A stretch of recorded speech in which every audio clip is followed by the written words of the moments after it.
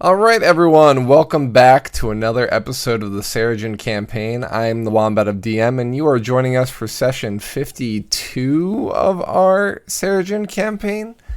It's been a wild ride here. Sorry for the long delay in this episode. I know we met about a month ago.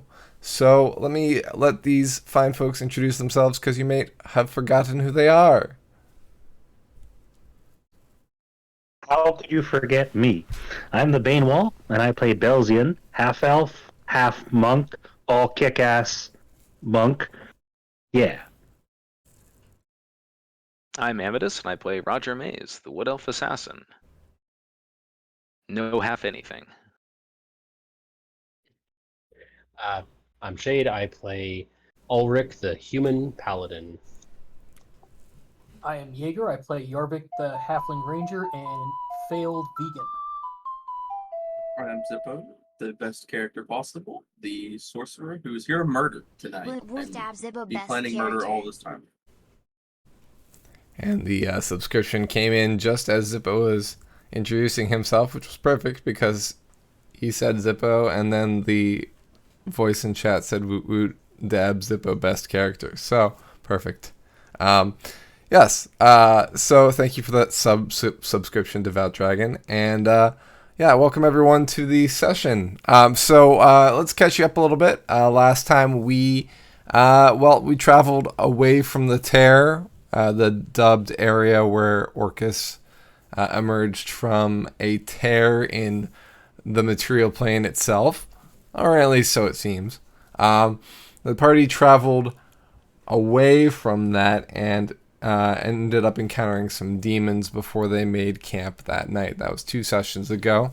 Last session, the party continued through the valley to the west of the Eternal Clan that kind of cuts through the mountain range that separates the Eternals from the Halflings, as well as the dragons from the Eternal Clan and the Halfling Clan a little bit.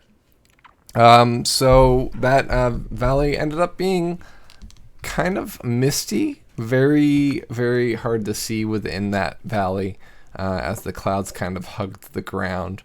But eventually the party discovered a giant bridge that spanned the gap of the valley, connecting one side of the range to the other.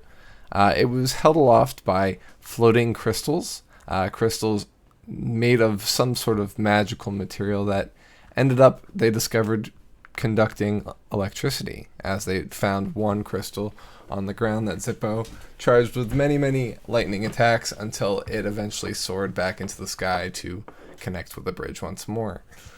The party continued into the Halfling Clan territory, saw some floating lights that were extinguished out in the distance, and investigated them in the morning to find a similar looking scar to the demon scar around the tear, which was concerning to say the least. They decided to beeline it north, hugging the mountain range, and then were distracted by what looked like the largest turtle they've ever seen as day was ending. So they headed west to try and intercede, try to get into its path, and created this giant bonfire in an effort to get its attention, because on top of the giant turtle was indeed a village. And that's where we are right now. The party in the middle of the night awaiting this giant turtle's approach. And I'll leave it to you.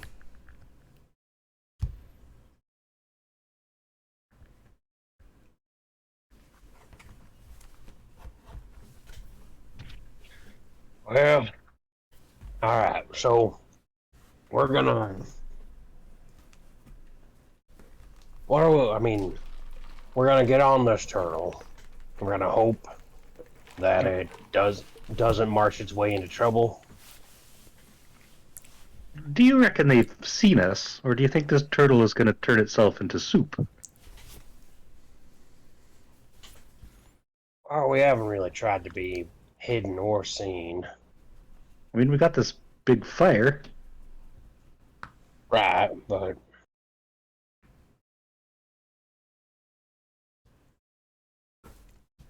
they've probably seen fires before.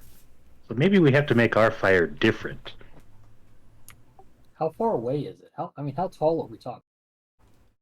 It's bigger than Rift was. It's large enough to support an entire village, and it's heading south at a slow and steady rate. Roll credits. But when it's something that big, slow and steady covers a distance fairly quickly. It's all relative, as they say. So if it's traveling south, it's probably not gonna. Is it traveling south in front of us, or is it? It's just heading. straight- So the party moved out to be where they anticipate the path to be before you stopped. So it's heading basically toward you right now. Yes.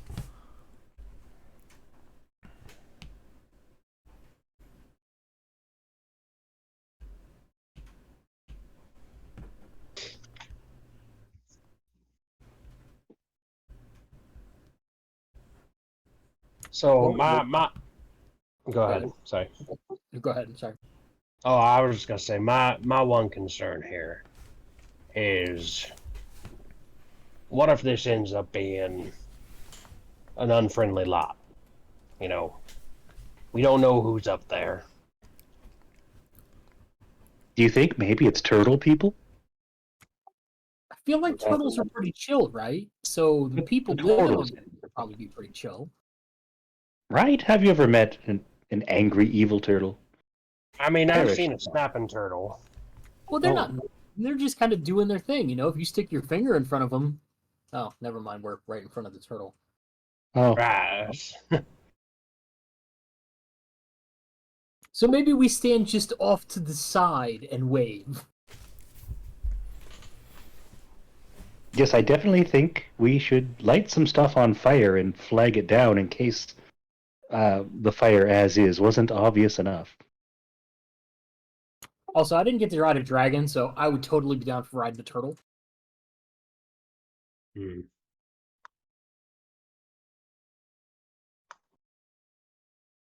Is there anything to burn?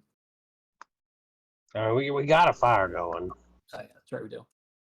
We possibly have torches or other dungeoneering supplies.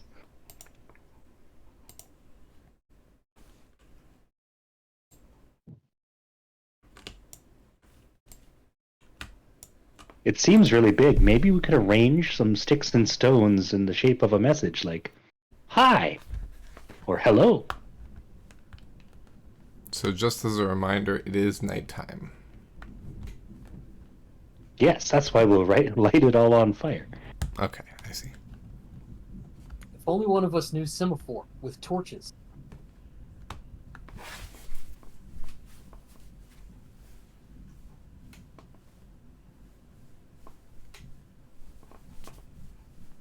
Like that. Something like that. I mean, maybe it has seen us and we just don't know yet. Maybe it's walking to us. I mean, it might be.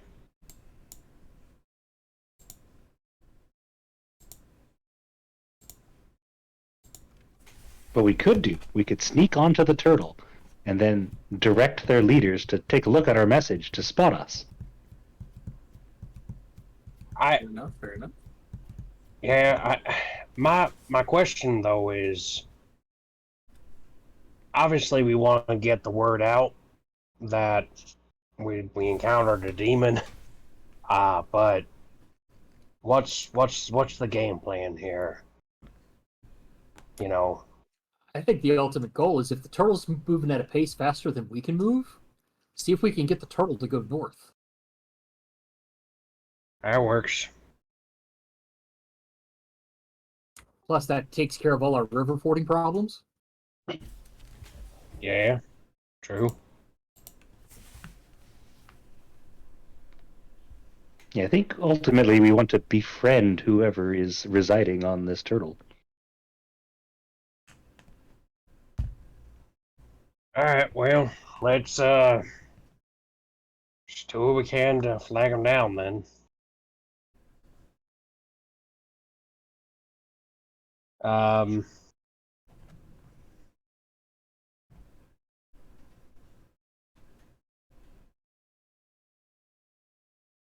Ulrich really doesn't have anything to help with flagging folks down. Anyone got any ideas on what we could do? Just torches. Yeah. I could Yeah. prestidigitation, it's like a shower of sparks to maybe they'll be bright enough. Yeah. Maybe if we wave torches around and shower in like a regular formation and shower sparks around, maybe that'll drag them around.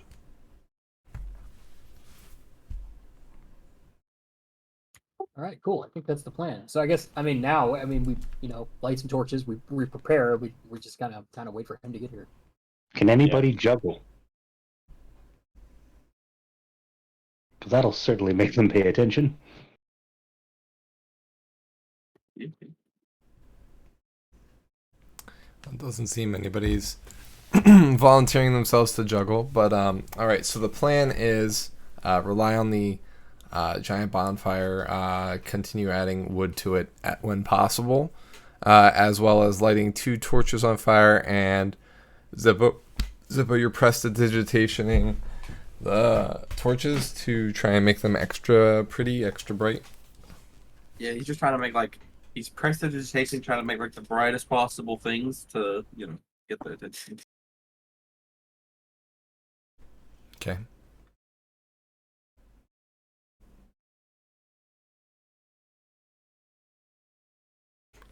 All right. So it's dark, so it's hard to see the turtle in the distance. The only reason you can see its movement is, first of all, you can hear the great percussions of its large feet landing on the plain and echoing across the plain, bouncing off the mountains and coming back. But you also see that the town is lit up with a bluish light along its back, so you can kind of make out the village still some. So it does seem to be getting closer, and you seem to have estimated that its path is because it seems to still be coming in your direction. That being said, you don't hear any cries out or any horns of alarm or any figures approaching you. You don't see any signs of being noticed at this point, but it is still a few miles off. But you estimate maybe in 10 minutes, the turtle probably will have crossed that based on its speed.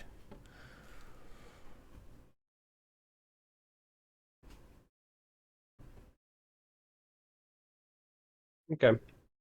I'm sure that Ulrich would start kind of getting louder the closer they get, just trying to draw attention. Okay.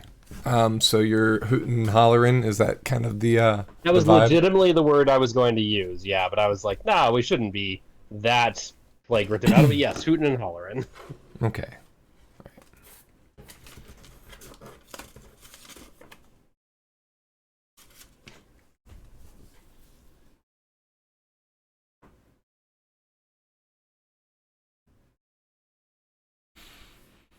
Anybody else? So who's waving the torches? Yarvik is doing his primitive interpretive dance with 2 torches. Okay. There's definitely some torch waving going on over here. Would you like to make a check with that? For the torch waving? Yeah. Sure. Well, so Kind of. it's Jaeger doing the dance, right? Or is it Belzian? He's just waving it. He's just waving it. Just waving it around. I was just joking. No. I mean, I can do a check. What check do you want? I mean, feel free to if you want to, or if you don't, you don't have to. I'm just asking if you wanted to. Sure, let's do performance. Mm-hmm.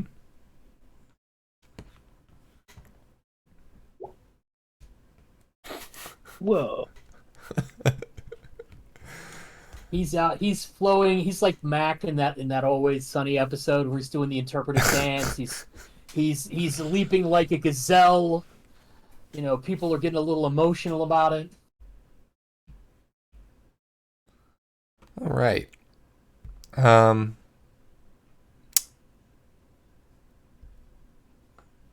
All right. So you hear the turtle approaching, but as it nears, it's within a few miles of you now.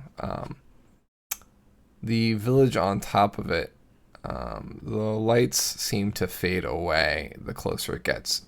It and Roger, you know that the lights are fading. It's not because of light pollution from the fire, which the humans probably have suggested at some point, or the human, I guess, is right. It's just one human. The other one. But yeah, ultimately, the village fades from being lit up about maybe 3-ish miles away.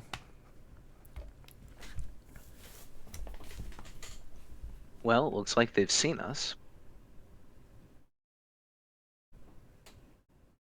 I mean, if you're certain that they're doing that intentionally, uh, I, I don't know why they think they're hiding.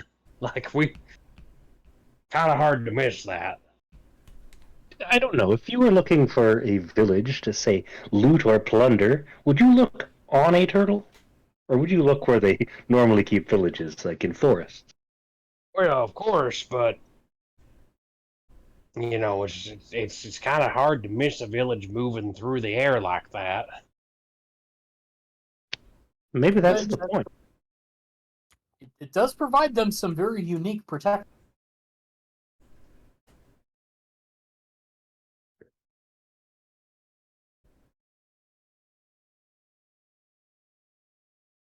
So I mean, should we continue to try and get their attention? And so as it hasn't moved past us yet, right? Nope. Yarvik would suggest just try until we can clearly see that we would be in its, or whoever's up there in their realm of, in their like range of vision, and if they don't stop, they don't stop, and we just kind of we carry on as we were. All right. I'll just. Hey, hey! We gotta warn people. There's a fucking demon that way. Boom. All right. The footsteps are quite loud. It sounds kind of like you're in a thunderstorm, where there's crack booms every so often, as the heavy footfalls of the turtle are kind of close by now. They're not immediately around you at the moment, but you're still feeling the gust of wind as the concussion of this giant turtle. It could be a small mountain for all you care. It's that big. It is singly the largest thing that you can't see, that you ever didn't see before. And as it approaches, any semblance of sky to the north is kind of blotted out by this massive creature that's approaching you.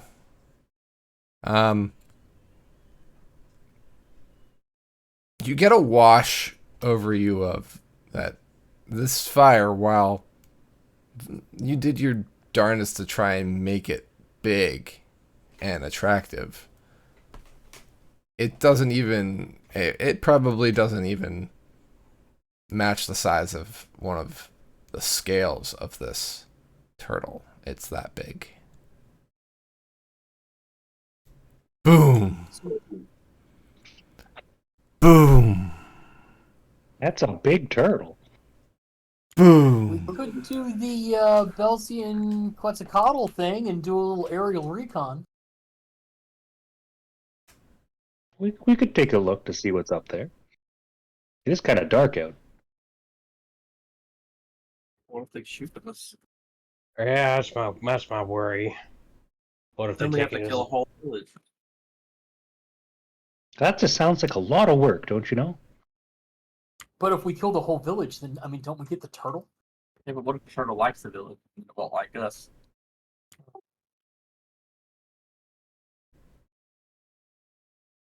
We're not killing any villages. And hopefully we're not letting any villages kill us. Yeah, I mean, there's always the chance it's part of the Bronze Clan as well, which would be real bad if either of us attack either of us or one another. You know what I'm saying? That's true. That's true. I'm sure there's got to be a way to get on there, climb on there. On if the turtle's really big. Maybe it's got a tail that's like a ramp and we can just go up the back. I like it. I like it. Or maybe it's like that mine that we were in back in Jewel, and they've got like an elevator system that goes up, like up the side of its leg or something.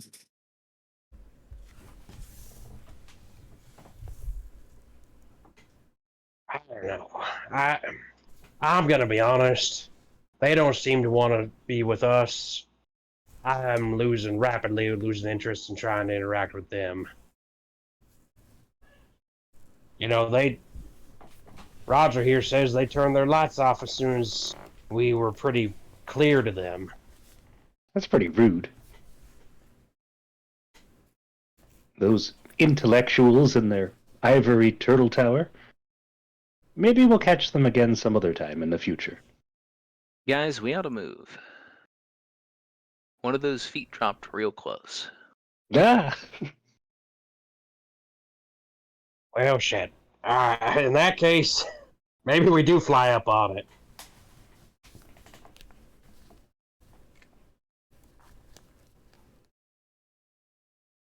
Yeah, whatever. I just need to know what we're doing.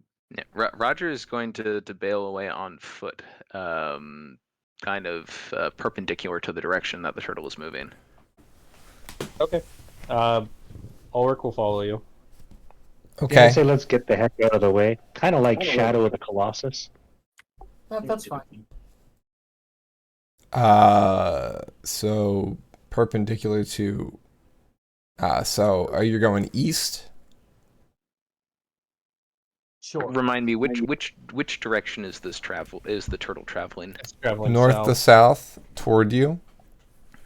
Which direction is the foot that I saw, or heard hit? Northwest. We're gonna move in the direction of that foot because it just landed. It's unlikely to land again really close, so I'm gonna move near that and then go past it, hopefully. Is If I that go kind of east, like we might get lightning? stepped on. Yeah, it's kind of like how lightning will never strike the same place twice. Well, it's with a normal cadence at something of this size, it's going to, take very big strides, hopefully.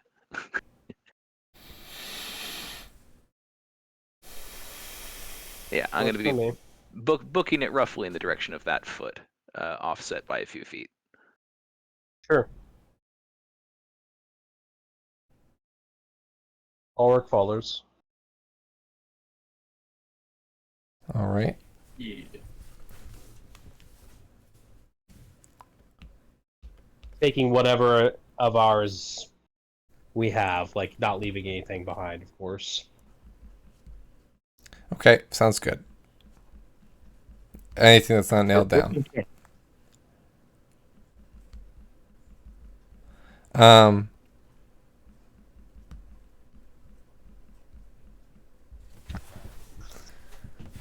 Can I have everyone make perception checks, please?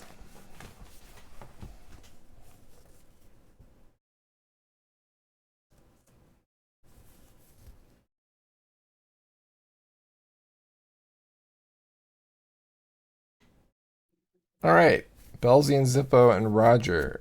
You realize that in the last couple minutes that you've kind of been discussing and moving,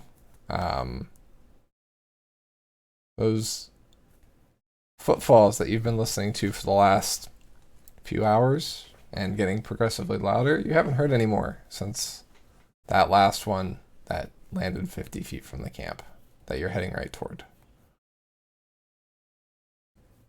So they stopped. Maybe they do want to stop. Maybe they're trying to be stealthy.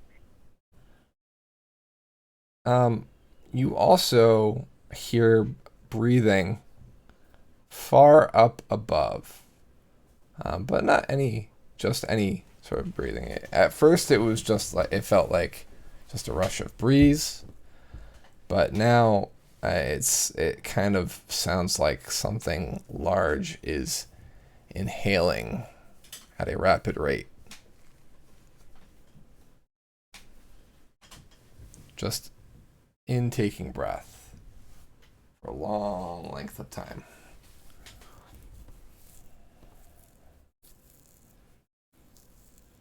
That's definitely got to be the local turtle.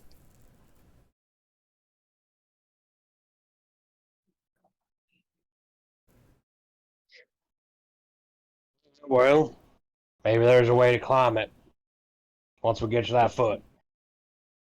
Yeah, once we get to the foot, can we take a look around for any kind of way to access the turtle? You can, for sure. Let me describe a thing or two before, as you get to the foot. So, using your full movement to get to the foot, you kind of turn back to see the distance you've come from the camp to the turtle, which feels a little bit further than 50 feet. But that might just be because this foot seems like larger than the columns that were at the cathedral in Jane, Roger, and Ulrich.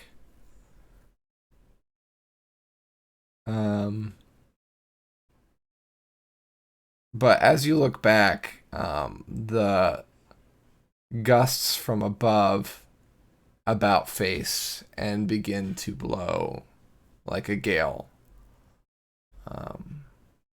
As the thundering steps warned, the gale is put forth. A great gust of wind blows out across the plain from above you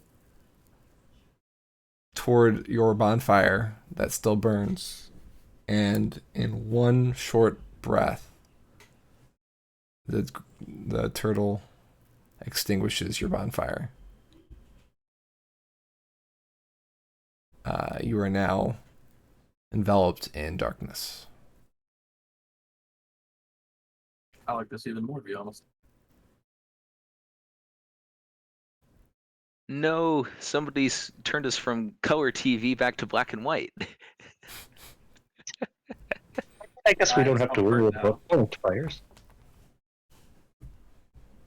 Uh, I've heard in some places, an anthropomorphic bear man will tell you that only you can prevent forest fires.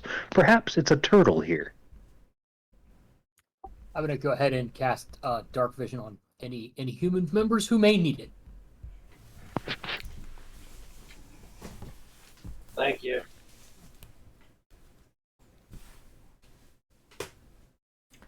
I believe that's just you and Ulrich, right? Yeah, just Yep. the two of Just us. Yep, just a You can see in the dark if you make it. Try. Just the two of us. see. I thought about it, but I wasn't gonna go there.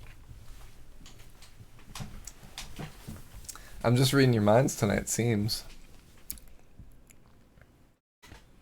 Hootin' and hollering.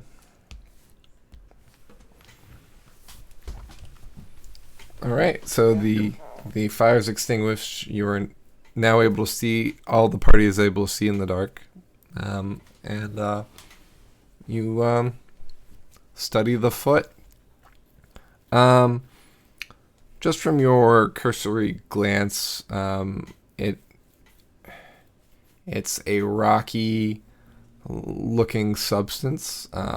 If it was still, you could probably mistake it for a craggy rock. But now that you know it's a turtle, it does indeed look scaly and keratiny. its great nails jut out from its leg that rises up and away into the darkness. The turtle's so large that even with dark vision, you can't actually see where the top of its belly is. If we're talking D&D size categories, it's off the charts.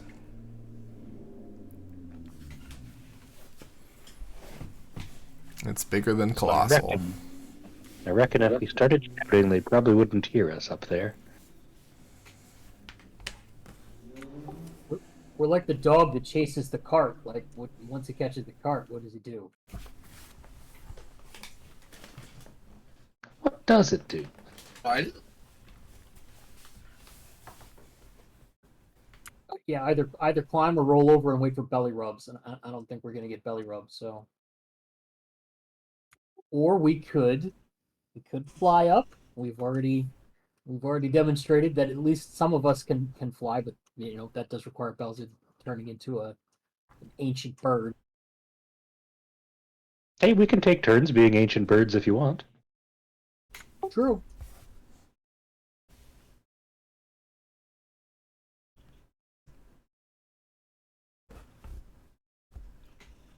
Does anybody want to fly up there and take a look?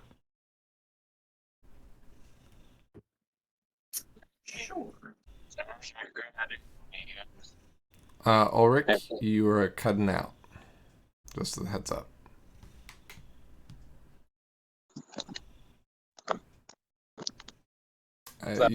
You sound a little clearer now, I think.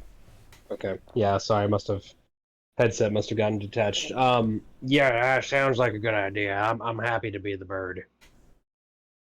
It's quite something, I tell you. So we'll run over to you and just smack you on the back and cast polymorph and turn you into a vessel.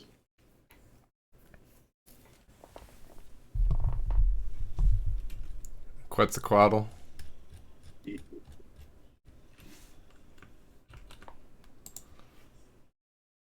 All right. I mean, Ulrich will be there to. Are people riding him? Yeah.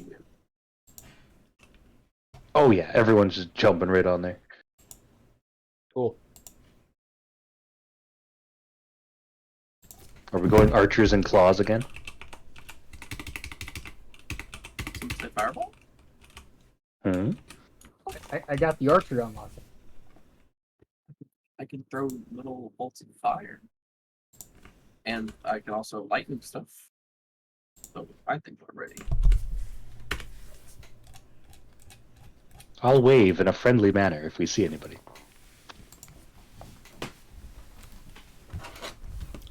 Shade, that's for you. Your stat block.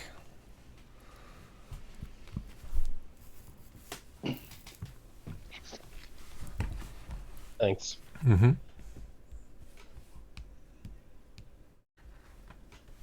All right. All right. So, enchantments carry over into polymorph, correct?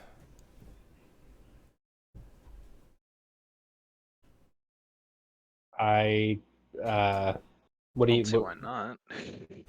Yeah, I guess I You don't got, know what you. You got dark vision cast on you, but now you're a bird that can't see at night. Okay. That's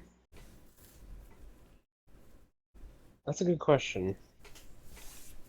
My assumption would be that since you're the same creature, as long as polymorph doesn't make you an illegal target for the first spell, then it should still work on you. Polymorph says it replaces your stats, not ongoing effects from consumable items. So it should persist. If it's magical like a potion, then yes, it should persist in polymorph form.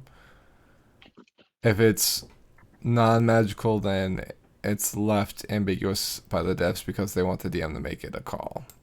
Yeah. I guess so. It kind of follows the line of thinking. What about like bad effects? Like, can somebody beat an effect if I, so like because polymorph changes your body, but does it change your mind too? You can still think. You can take actions. You just can't cast your normal abilities. You keep your personality in Right. alignment, but yeah. So like any mind effects would definitely carry over, but usually physical effects wouldn't, right? Yeah, I don't know. Could you post I polymorph just so I can? I'm just curious if it has anything on there. Let's There you see. I would personally. The new form could be any beast, blah blah blah, hit points, transformation, last duration, blah blah blah.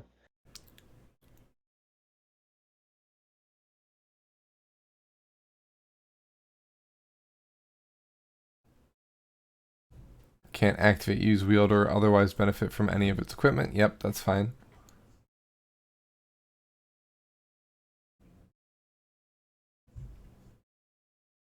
Target's game statistics, including mental ability scores, are replaced by the statistics of the chosen beast. It retains its alignment and personality. I'm gonna say it carries. So you're a nocturnal Quetzalcoatl.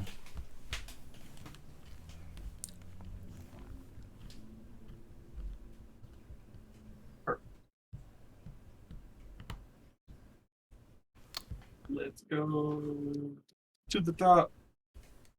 We'll Yeah, see. We'll Ulrich see what is- implications I've just unleashed by that decision. But yeah. All right. Yeah, I mean, I figure Ulrich is just a beast of burden, and he is being led where he is taken. Okay.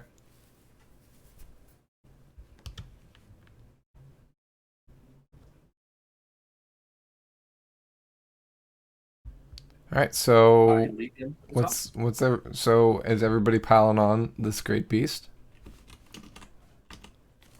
Anybody Sure. standing down below? Like, what's the plan? He's huge. I want to fly.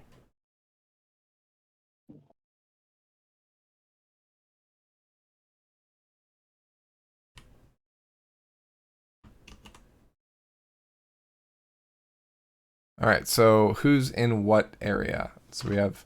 I heard the archers being in the claws. Is that still the case? Does that make sense? Is that what we did? That's what we did last time. Yeah, we had. I think we had everybody else on top, and then me and Jaeger, or me and Yarvik in the claws because we're the smallest. It would be the easiest to carry in the claws. Yep, I remember that. That's cool. That works good for me. Just as a heads up, when the fire got put out, your mounts kind of scattered away from the turtle, so they're elsewhere on the plane at the moment. Not too far away, but I'm sure they're not happy. We got this.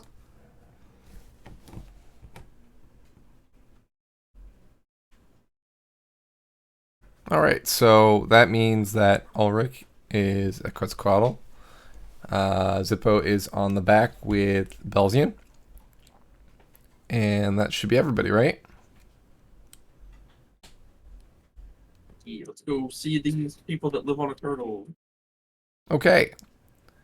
So rather than Zippo kind of piloting Ulrich, you're kind of not really able to be led. There's no barding or anything like that for you, with Jordan being gone. So ultimately, you're kind of told to go, and then you kind of get to decide what happens next. Ulrich is going to go up and fly to the top, and just try and do a circle, find a place to land up top. Okay. So since you're under the turtle, I'm assuming you're going to be flying kind of outward and then coming back around and circling, right? Presumably not towards its mouth, but yeah. Okay. Away from the foot, not. It seems like the mouth, based on where the gusts were coming from, were more to the south of you. So this is either the back leg or the neck is pretty long for this turtle. So you launch yourself into the air, kind of swoop around and grab both Roger and Yarvik because you kind of need those claws to take off in the first place and you didn't want to crush them. And you use your giant wings to flap up off the ground and kind of soar up into the sky. As your wings open up and you kind of begin flying, you get a sheer joy just by traveling in this way. It's not something you've ever experienced before. It's something that's quite unique. And then it's almost completely overtaken by the fact that the mountain of a turtle is unfolding in front of you as you get higher. This thing, you're a huge beast, so you're way bigger than you ever have been, and this thing still seems to tower above and around you. Not around you, but you know what I mean. Like, it extends out in all directions. It is truly, when I said it's like a walking mountain. The first thing you notice is that there seems to be wildlife or fauna, flora. There it is. There seems to be flora growing out of the top of the shell of this giant turtle.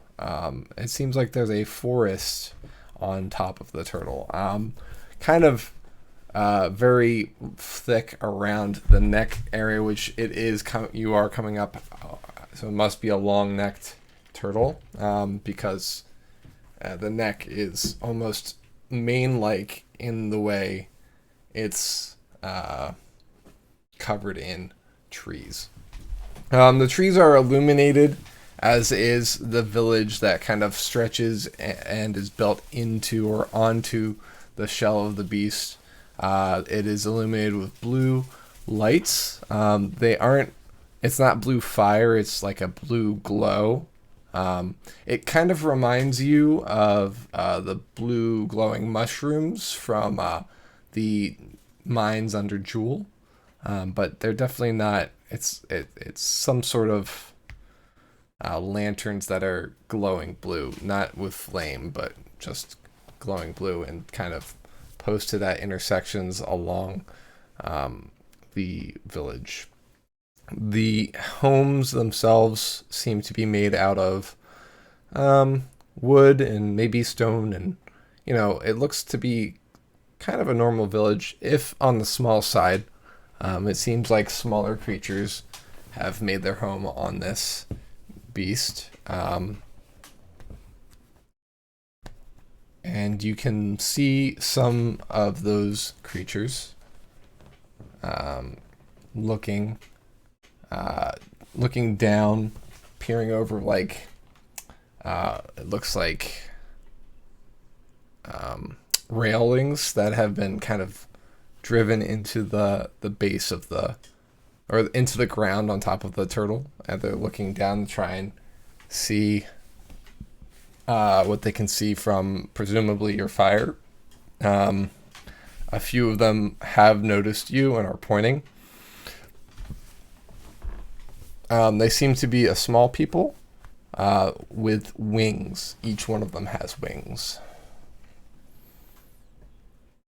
The wings remind you of gossamer wings, some more butterfly looking, some others more moth-like and dull.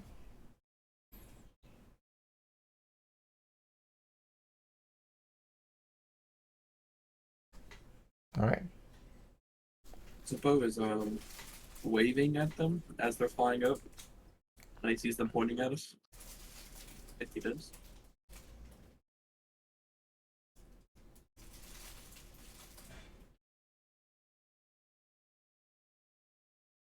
Okay. Yeah, Belzian waves in like a peaceful manner, not unlike like a monarch in a parade. Haha. Get it, butterfly monarch? Mm.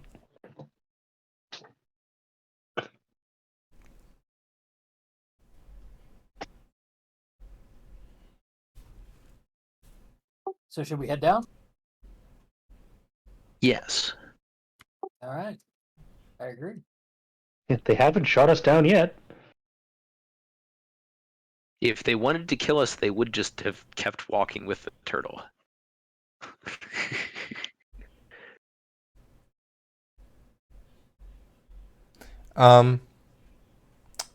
Jaeger, are you still holding torches? No, I'm pretty sure I left those down on the ground. I don't know if I'd be holding torches underneath. Okay. you know. Just checking.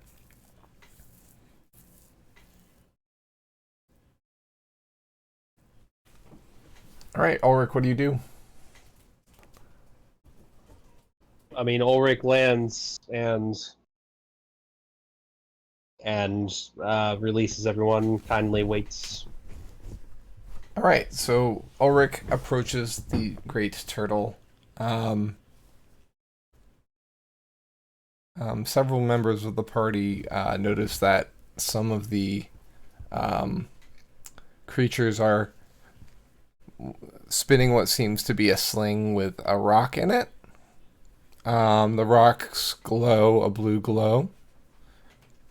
But when Ulrich lands and makes no effort to attack, they let the spin go out, but have their weapons ready. Does Ulrich want us to let him out of polymorph, or does he want to stay polymorph?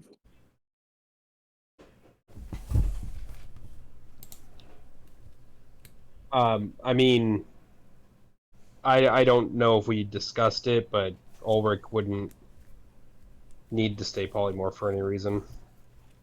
Okay, I was making sure. Okay, when we land and everybody gets off, I'll release the polymorph. Sounds good. And they ask you're a shapeshifter.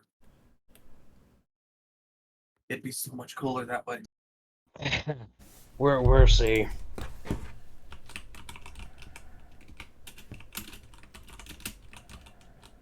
Well, so far so good. Let's go say hi.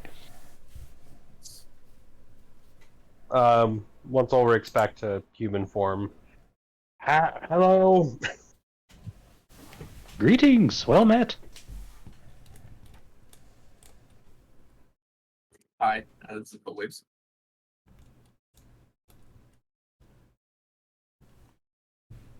Hopefully they speak common. That would be great. Right? Yeah, they just speak in babbles. Give me 1 second. Guess this means war. Yeah.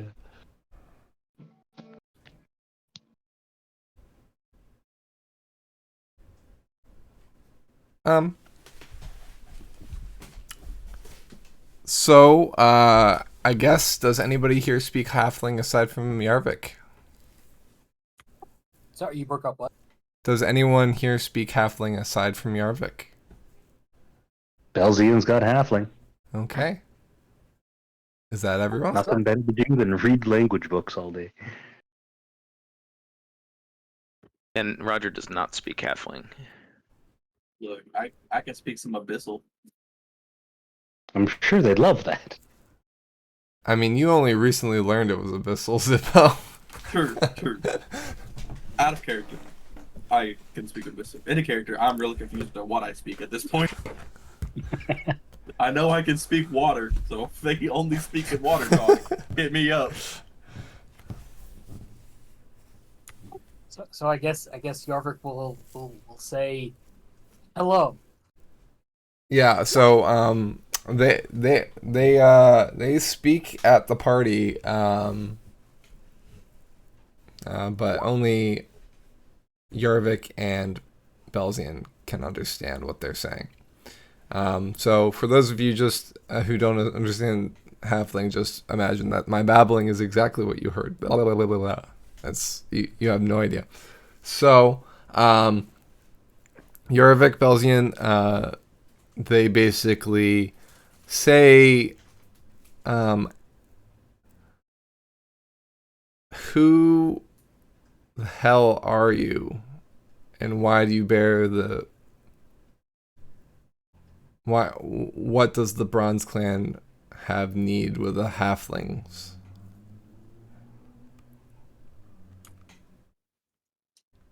Just communicate to them that we're on a very important mission for the good of the realm to Saraseta, and there are a lot of demons that we are trying to report to everyone. They are currently following us from the past, and he points back to the west. They are coming from that direction, and we want to let everybody know. Do you kind of just announce this to the group of them? Sure. Okay. Yarvik is not the negotiator. He's just going to get out there and say it. All right. Whoa! Yarvik is on a mission. So, Yarvik, while you're kind of talking to them, two things come to your realization. You are talking to halflings. All of these halflings have wings. Yeah, Yarvik has kind of got that in the back of his mind. He feels like he kind of missed out a little bit. His interpretive dance that he was doing earlier kind of awoken some things in him, and he feels like he would be really cool with just like a nice set of gossamer wings, and he's kind of sad that he doesn't have them. But his overwhelming need is that, oh my god, there are demons and we're on a mission and you guys got to help. The second thing you realize is the burned, desecrated bodies that you saw yesterday in that circle must have also been halflings then, because they had wings too and were about your size. So, as this realization is happening, Yarvik is going to report in a conciliatory manner. I think we may have found some burned and unfortunately desecrated bodies of some of the people from your clan. Smaller, they had wings, and we believe it was the demons that did it. I'm also, like, through the ring, I'm kind of giving the cliff notes or asking that Belzian give the cliff notes so that the guys can hear what we're saying. So now they're not just standing around looking at, I definitely wouldn't tell them the demons are following us because, that might make them think, oh, the Bronze Clan is fighting demons and leading them to other clans. Belzian agrees not a to good look. translate. He agrees to translate, but he says, Jorvik, you gotta slow your roll there a bit, friend. We're diplomats. You gotta start with what we can do. Ask them if the turtle eats demons. Yarvik immediately asked, does the turtle eat demons? There we go.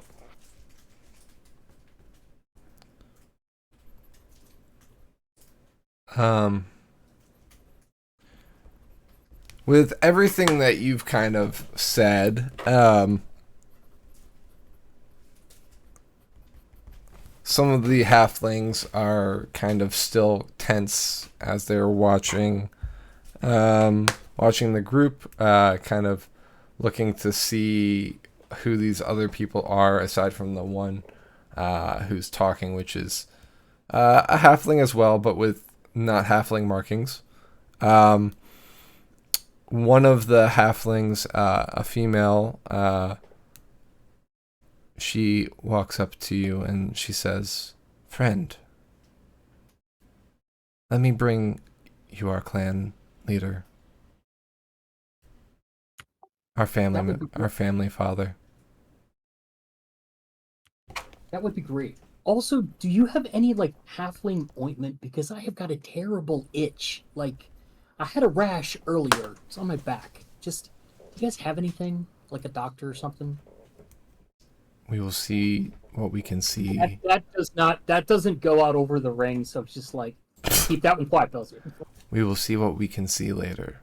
But right now, you must speak with Father Manywood.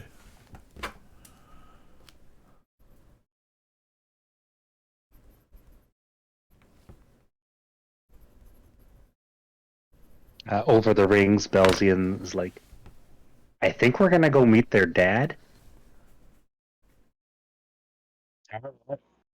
That works. Okay. That's progress, right?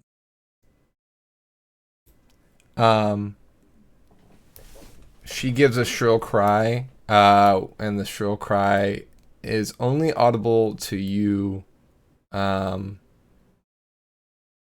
Belzin, you understand Halfling, and it just sounds silent to you. And I guess sound silent is the wrong term, but like it looks like she's just going. You can't hear anything. I can't really make the octave work, so I'm not even going to attempt to try and recreate it for you. But yeah, she puts out a call, and the great it's echoed down the great beast toward the head, and you can feel kind of a shudder as the turtle begins walking again.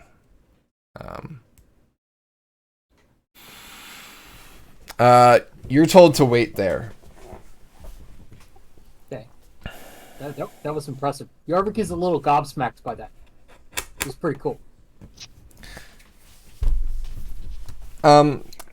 Something else you'll notice is that these halflings are mostly all ready for battle.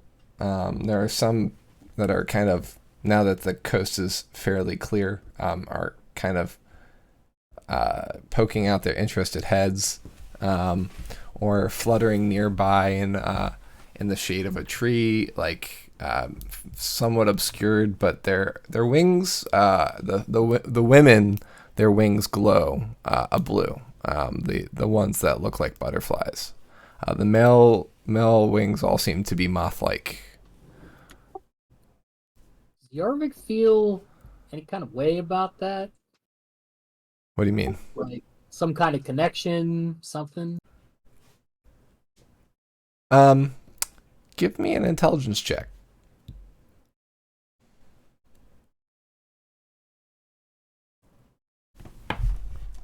Oh, hold on. Never mind. That's just the intelligence.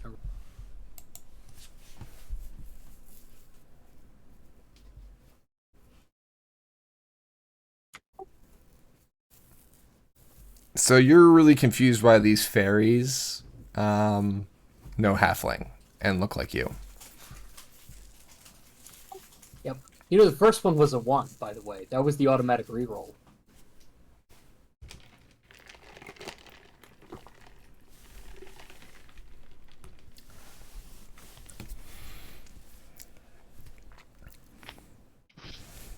Anybody else doing anything? Ask just Jarvik. waiting. We're just waiting. Well, ask Jarvik. Did you leave your wings back in Seregen? I must have been a couple of thousand years ago. I am curious, though. I am very curious about this.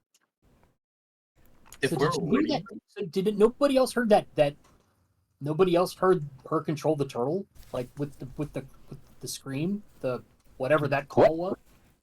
Control the what? Yeah, she totally controlled the turtle. I mean, I think that's what she did when she. I didn't hear anything. Yeah, it was a really high pitched thing. Maybe it's a sound range thing, but I think. I mean, I guess this clan definitely has some kind of weird symbiotic relationship with this turtle. I mean, obviously we're on it; it's growing trees, but they can control it or at least communicate with it and have it kind of do their will. Huh. That's my guess, anyway. while we're all waiting here, Zipper would like to open up his bag and like let the Jarvik let them know that I'm just going to pet my dog, so that I can go down and pet on Brenda while we're waiting. Okay, nobody makes an effort to stop you. Okay. Yeah, I'll go down and pet on Brenda for a little bit.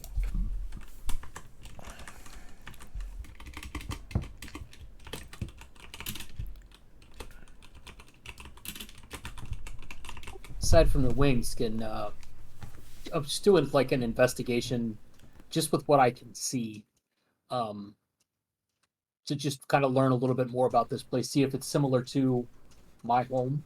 Like, are the trees similar? Similar structures, what they live in, things of that. Like, is there any like art, pottery, anything around? So you're you're kind of on the edge of the town, along the rail, toward the edge of the shell. You do see, pieces of the village, but it is night. It is illuminated and it is fairly bright here, but I'm gonna need a nature check to give you anything juicy.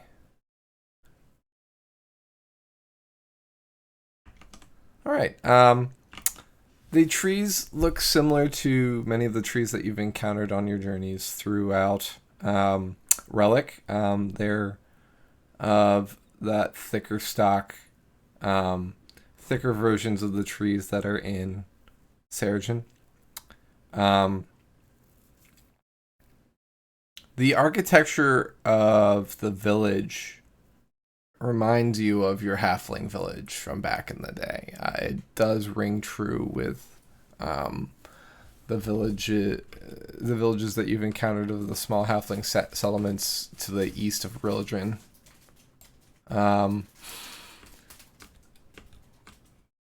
It all seems familiar, yet at the same time very, very wrong.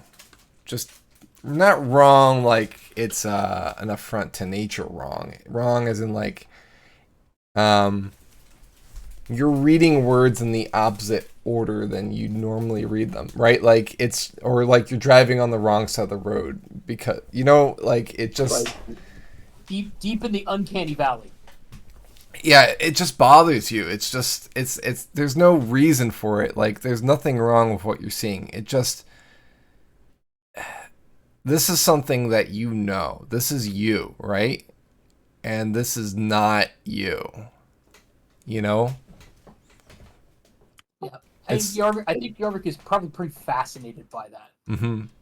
It's like waking up with a different hand suddenly. Right? Like, how would that feel? It's just weird. Am I dreaming? Right.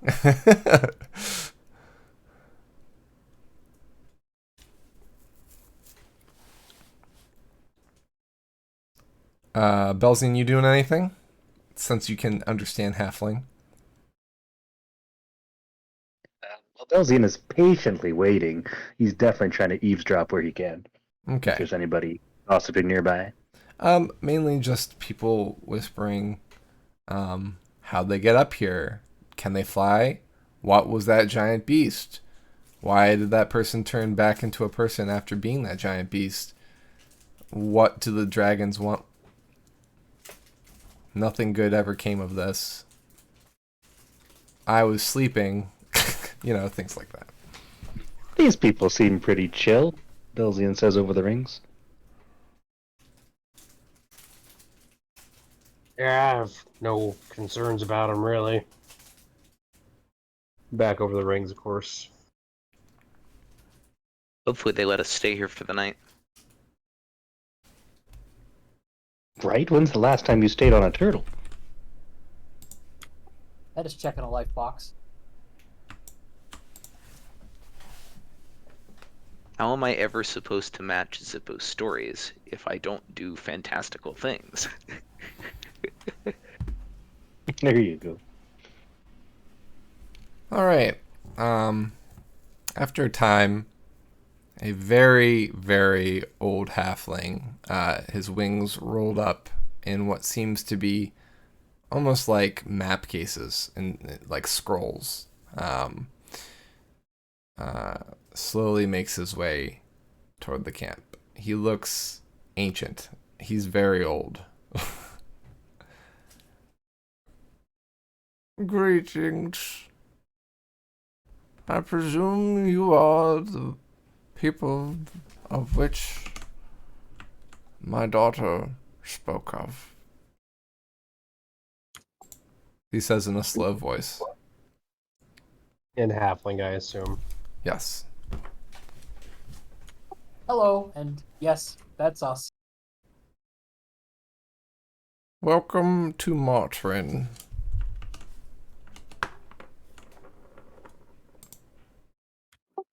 We are happy to be here.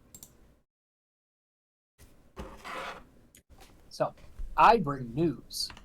My companions and I come from the Bronze Clan on an urgent mission to Saraseta, and on our way, we came across in the valley on the other side of the mountains demons, a sizable host of demons. As we crossed the mountains, we found what we believe are some members of your or another members of the Halfling clan that were murdered and desecrated by the demons based on the markings that we found.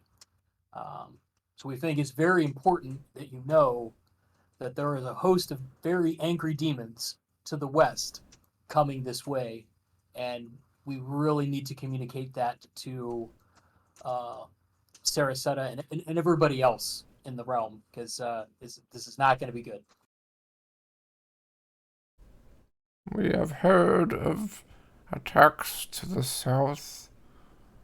That's why we are heading there now, to meet them.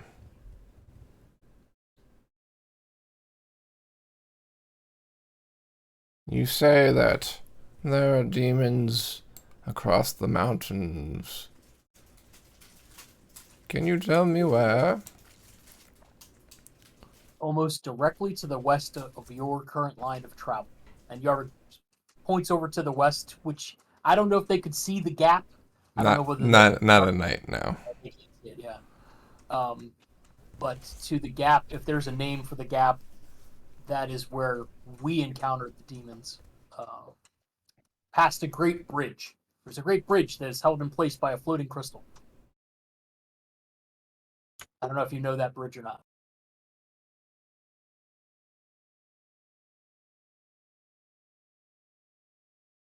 I know of it.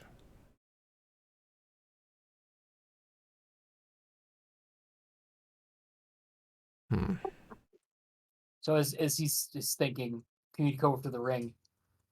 They're going south, which is kind of informing them. They're going south. Suggestions on how we might be able to try to get them to turn around and go north? Did they say they're meeting the demons in the south? Presumably to fight them. Everyone here seems ready to fight. I mean, they got a big turtle.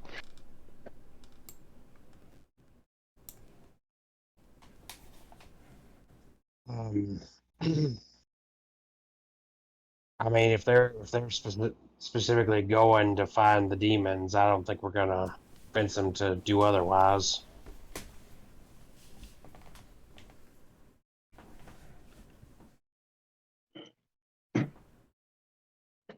Let them know why we're going to Saraseta.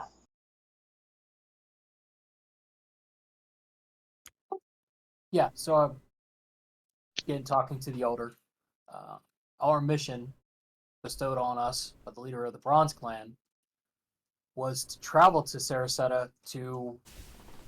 There's going to be a great meeting of the clans where we need to discuss several important things: the demons, the future of Seregen in general. Also, my back really itches. I just feel like the itching is starting to really bother Yarvik. He's like visibly squirming.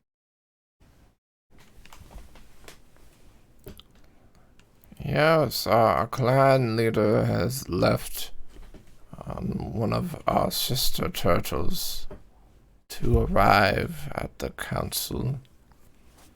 He may already be there.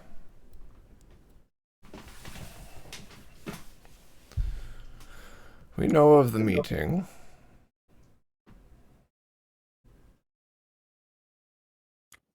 Do you know of any faster way that we may be able to travel to this meeting, either via this turtle or another means that you have that we might not be aware of?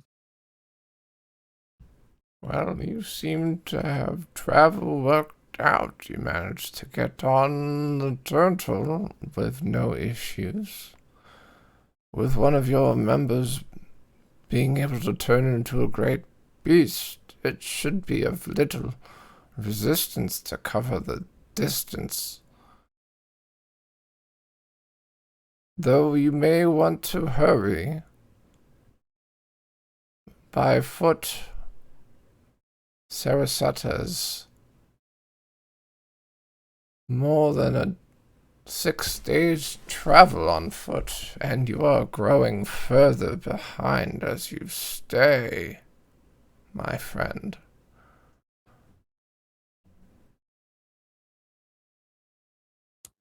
Is there any way we could meet with another turtle going north? Do you know perhaps the location of another turtle that would be near here? I'm afraid our Lord Day Snatcher is already at Sarasatta, most certainly.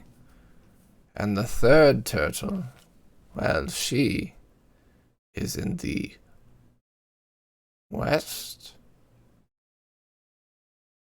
No, we are the only turtle that you might find in this area of the Halfling clan. And we most certainly are not going in your direction. We have people to defend. This turtle marches for war.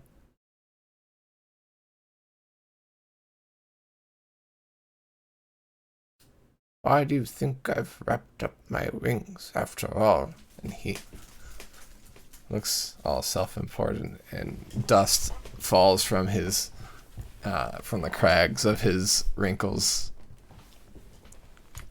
I have no doubt that you're going to give them what for.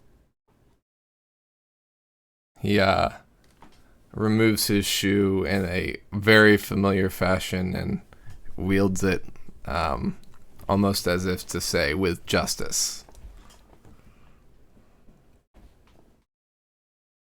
It's a flat with a simple leather strap. A flip-flop. I'm gonna have to pick up one of those flip-flops. Over the rings, I think we might be out of luck as far as getting this turtle to turn around. It sounds like there's only 3 in the realm, so we might have to beat feet north with if we can find our animals. Well,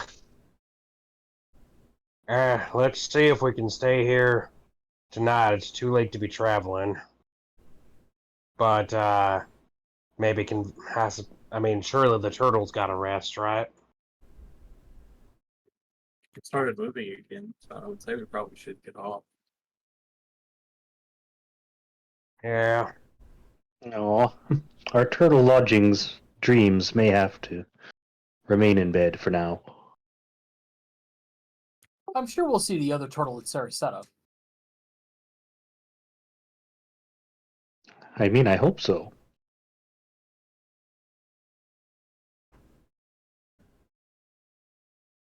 So what do we think? Do we lodge here and continue going south, or do we kind of exit? If it's gonna continue to move through the night, we can't lodge here. But if we can convince, if they're gonna stop at some point soon, sure. But otherwise, we gotta leave. If they're marching to war, there's no way they're stopping. We should just get off. Yep. Agreed. Thank them for their hospitality, and let's get the hell out of here. So how do we get down? How do we get on the turtle? Got any more of those polymorphs, Sippo? Yeah. While you're talking over the rings, Guddick is responding to Yarvik's itchy plea, and he says, you must be feeling the heart of the forest calling to you. You are a halfling, after all. Your body remembers that you are a halfling. Your wings, or what's left of them, are making themselves known. Young halfling, he says sadly. So, how does that work? How long does that take? Am I going to need new clothes? Am I going to have to get different armor? Can you remove your shirt, Yarvik? Sure. As Yarvik removes his shirt, pretty much every halfling in the area that can see Yarvik gasps in horror as they see that his back is wingless. You're cutting out a lot. Your audio. My audio's cutting out? Yeah, Yeah, on Discord. I'm so sorry. So let me. I'm not running anything. I don't think. Could just be Discord being Discord.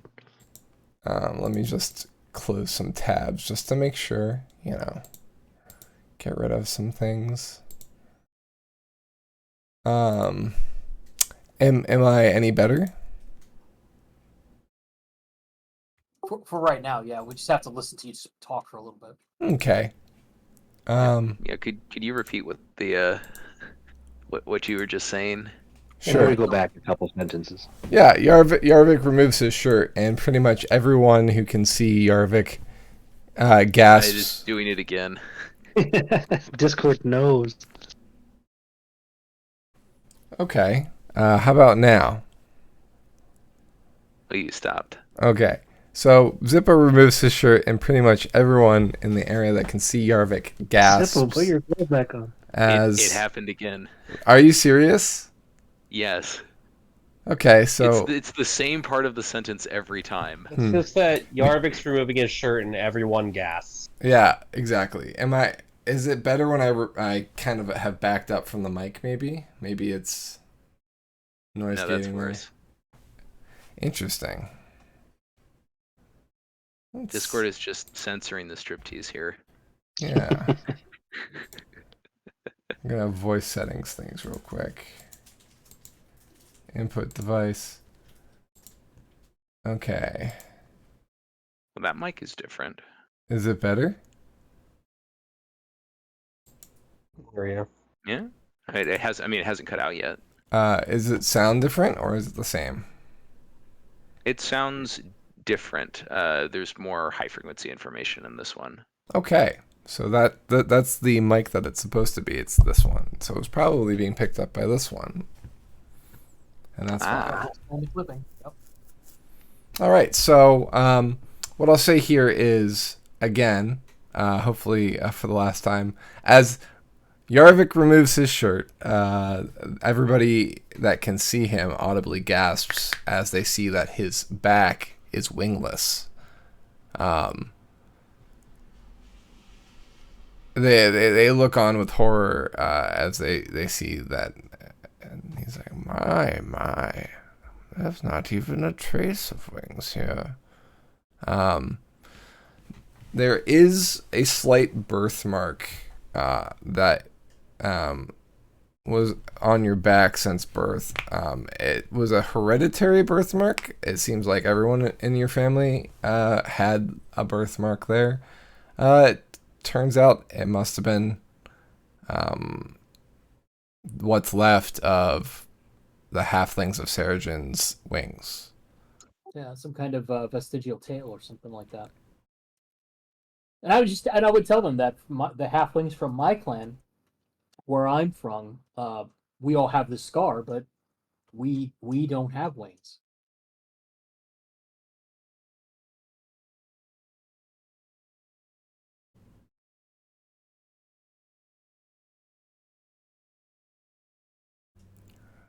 Well, I could provide you some ointment, but I cannot make your body forget, if you know what I mean. Certainly. Given the current information, I think Yarvik's gonna let it run its course. Just gonna see what happens.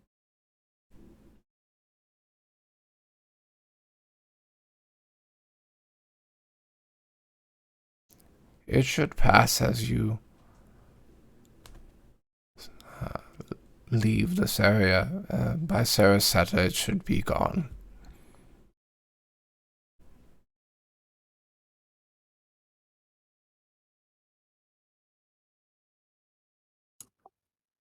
Okay. Just to explain that we urgently have to get north, so we're going to take our leave and we're going to ask, is there a way to get off the turtle that doesn't involve flying? Well, you could use a ladder. We could lower one for you, and you can climb down.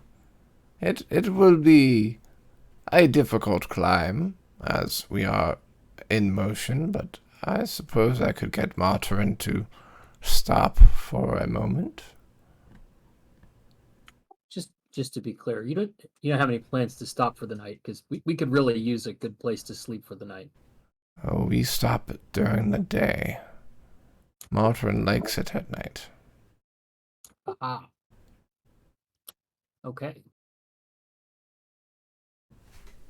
He kind of pats the soil beneath him. He just goes like this.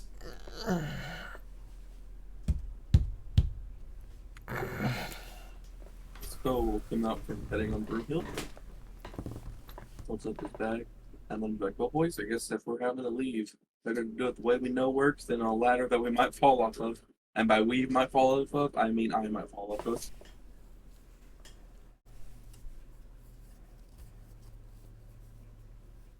everyone good with that? Zippo says as he's walking towards Orc. Yeah, of course. Always happy to carry. I see that many of your party are of the magical persuasion, young Yarvik. I would recommend staying clear of the falls along the southernmost river of the Halfling lands. Follow it to its branch with the second river, where they meet before you cross, or maybe even cross at the thickest part. Okay. What problem would we have at the falls or crossing before that? Let's just say their magics would fail them should they meet the falls. Okay, that is good to know. Zippo runs over to Ulrich, slaps him on the back, and casts polymorph to turn him into a quest again. Before we leave, Belzian would address the elder respectfully and ask if there's any halflings to spare to help find our steeds down on the ground. Considering we are about 5 miles from there, and I cannot spare any halflings. They would be left behind in the dark. Understood. Thank you anyway. Yeah, it's been about 15 minutes since then, and at the speed that the turtle was walking with its great lumbering steps, you are not near where you were. I've slowly been moving your cursor south. Yeah, I've noticed it's a little down from the gap. So before Yarvik leaves, he's going to thank the elder. Thanks so much for listening to us. I don't know if pipe weed is a thing here, but this is a pipe from my clan where I grew up. Yarvik's going to give him his pipe and a bag and some tobacco. Just a little remembrance of even though we're separated by a lot of geography, we're all still halfling. Ah, what a kind and unexpected gesture. I kid. This is quite in keeping with our people. and he reaches in several of his many pockets until he pulls out what seems to be a pipe of his own. The pipe is, unexpectedly carved to look like a turtle. A turtle opening its mouth, and that's where the smoke would come out. The stem of the pipe is a very long tail. Too long for a turtle. But Nice. Just for he, the record, Yarvix is a very plainly carved. It's a very plainly carved rosewood pipe. It would vaguely remind you of like what an Asian dragon would look like. The same thing with the hole where the tobacco goes is the mouth of the dragon. But it's like it's an Asian dragon, not like a European dragon. okay. Not like the dragons that we've seen. No. Yeah, what stories of dragons have turned dragons into in Seregen, right? Yeah. Exactly. So ultimately, he, without much ceremony, plops it in your hand and says, "Here." Well, thank you very much, and I hope you enjoy smoking with mine. And this is a beautiful pipe, and I'm very glad. Hopefully, I'll be able to spend some more time in the Halfling lands here after our business is done. I wish we could turn north and spend more time together, but I'm sure we will see each other again, should your mission lead you this way. It is good to have met you, Yarvik, and to have slightly met your friends.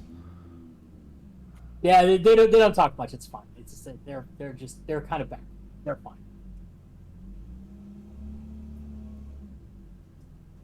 Well, good luck and kill many, he says with a merry glee.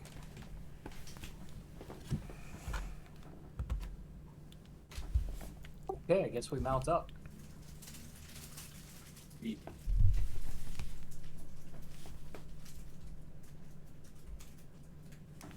The bow waves and says goodbye to them in Common, Draconic, Abyssal, Elvish, and every version of Primordial.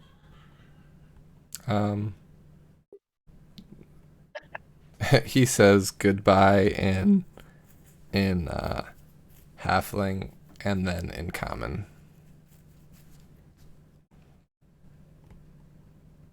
One nods after that and continues running off. As we fly away, Belzian waves and says, "Kill them all!" And Have the fun friendly- storming Sarasota. Get some. Wait, did he say storming? Why are we storming? We're not storming. We're just there for a meeting. What kind of meeting is this?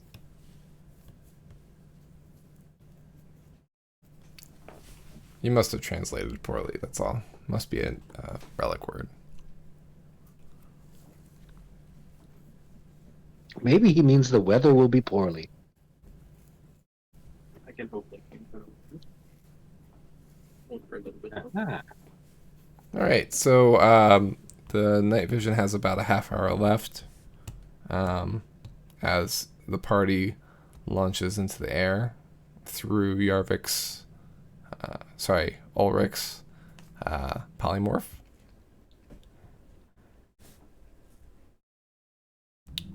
Ulrich?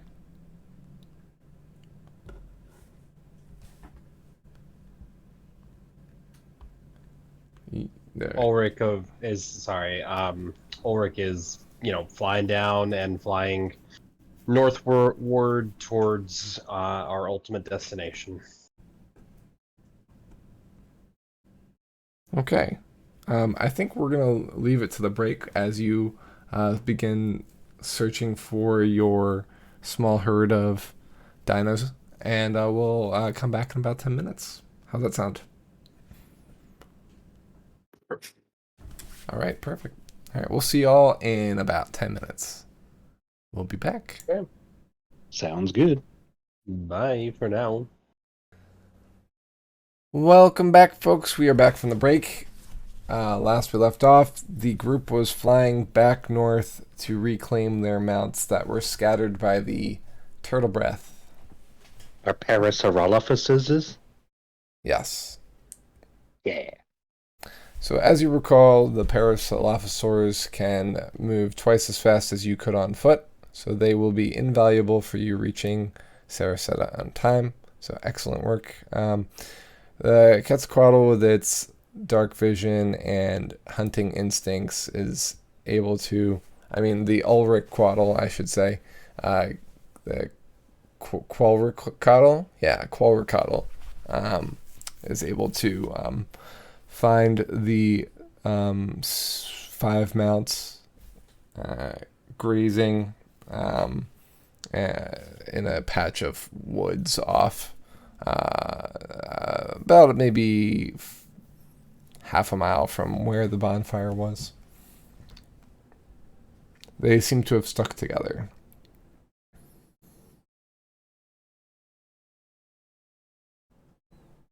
How convenient. Animals. Yeah. Good pack animals. Yeah. But I thought they were called pack animals because they carried our packs. Huh. Yes. Why not both?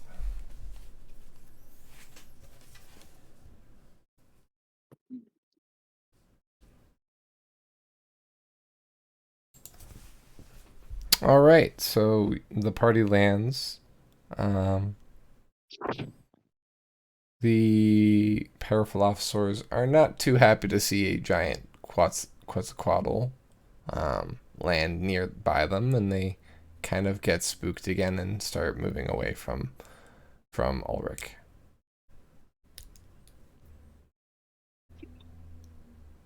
Can I sprint after them in a friendly manner? Hello, fellows, and attempt some animal handling. Sure. It's us again. You didn't think we'd go too far, did you? Hello, fellows.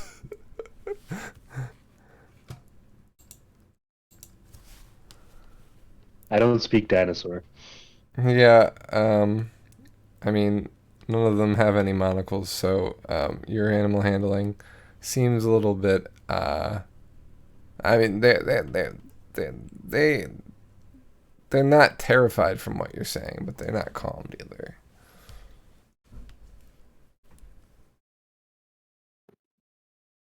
You don't make it worse. Excellent. So, thinking since it worked with the water animal, it might work with them. He tells them to stop and keep on. Okay. Make an animal handling check with advantage.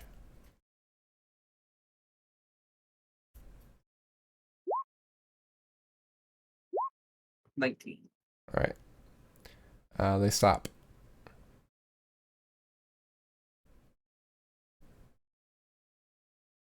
Boys. I'll have Orc land and then drop the polymorph so they're not afraid of him anymore. And then we can all get our mounts back.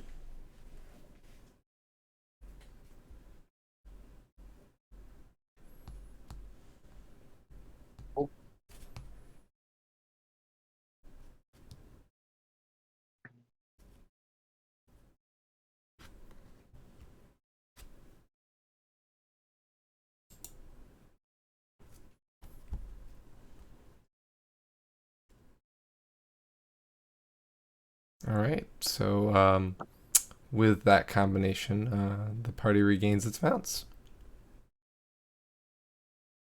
Huzzah! Want to sleep and go running as fast as possible towards this meeting thing. To sleep. I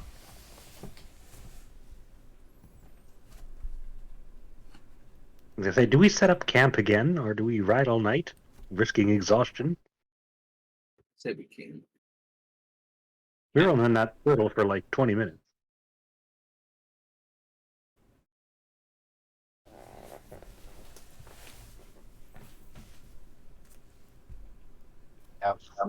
Yeah, do we know? I mean, that whole interaction I don't think took too long.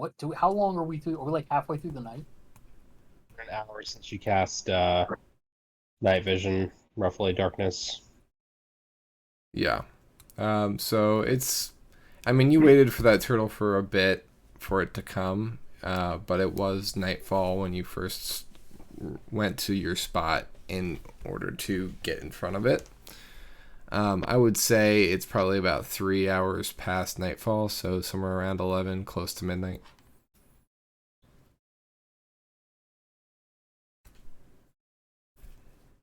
You're exhausted. You're not quite at the level of exhausted to be incurring exhaustion penalties, but you're exhausted. You're tired. We're exhausted, but we're not exhausted. Got it. Yeah, I'd say we definitely should rest. So what if you run into stuff on the way to the meeting and then are too tired to fight and we all die? It's just an awful mess. Yeah. That's fine. I guess that's what they would call dead tired. Okay, so whoever's on watch with Belzy, please trip him. Whoever's on watch for Belsian, what was that? Please trip him. Ain't gonna be nothing serious. Just while he's I'll take on watch with note. Belsian. I'd like to hold an action to not trip. That means you won't be able to rest. Oh no, what a Or have paradox. any cantrips. Inspiration. Oh, that was great. So many levels.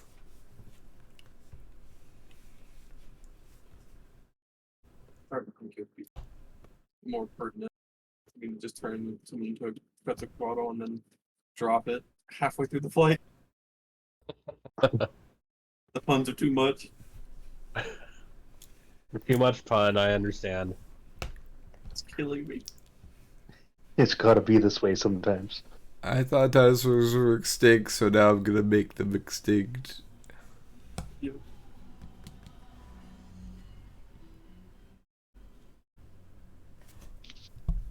Alright, so I guess, yeah, we're talking about watches, so we know who two of the watches are, or one of the watches are, but we don't know when.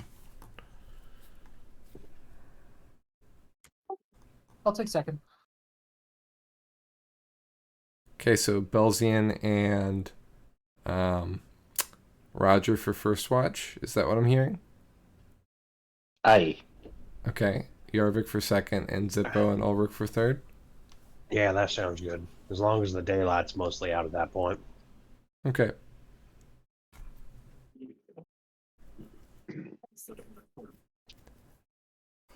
I'm just gonna tell you, Zippo, your mic's a little faint for me. I'm not sure if it's just me. Just better. Yeah, a little bit. I think this I looks- was sitting a little bit farther away from my mic. As in the relaxed position. Got it.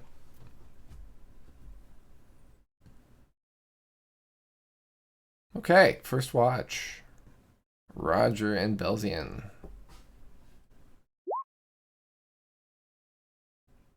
I mean, I don't know what I was expecting to be living on the turtle, other than halflings from the halfling clan, since we're in the halfling clan land, but it could have been worse. You never know. I mean, we didn't run into any axes in the Axe Clan land. It was mostly Goliaths. But some of them had axes, right? Oh, sure. I mean, at least one of them used to have an axe. Or maybe it was a hammer. I can't remember. But not anymore.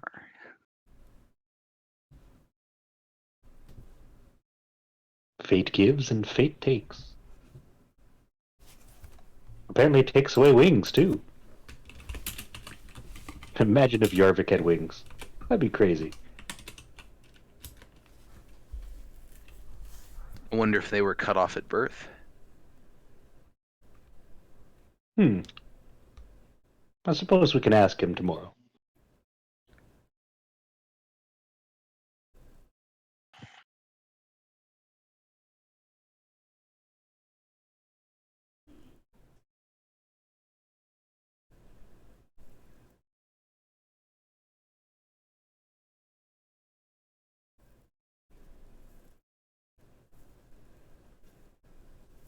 All right, with your 18, Roger, and your 16, Velzian, you hear the ever-fading,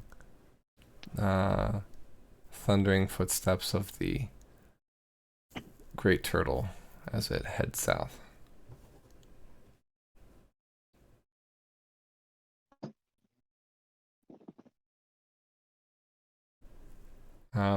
The dinosaurs are skittish, but stay with the group. Other than that, you do see in the distance to the west some evidence of blue glowing lights floating around.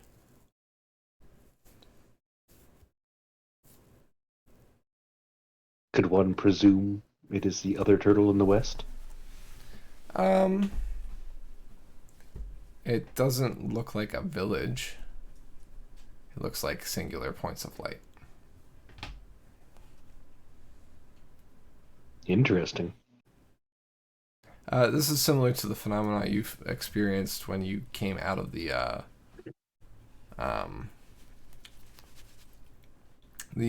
ravine, the valley, the night before.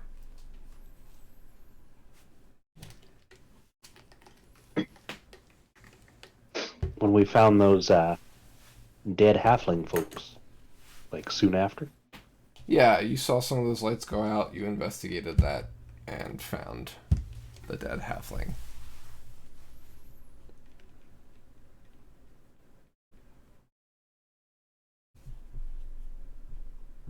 Scouts, perhaps. Yeah, perhaps. Now that you know that at least the women are bioluminescent in the wings, could be women halfling scouting. That could be entirely one possibility.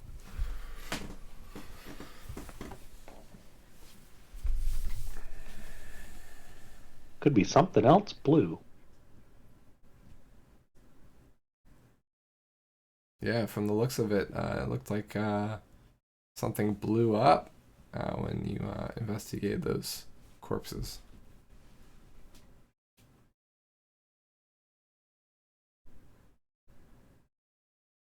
I don't know about you, but Discord dislikes me tonight because I missed almost all of that. Did anybody else hear it? I heard got- like we got- most of it.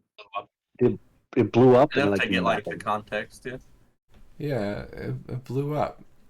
You know, It blew it up. yeah. Okay, okay, there we go.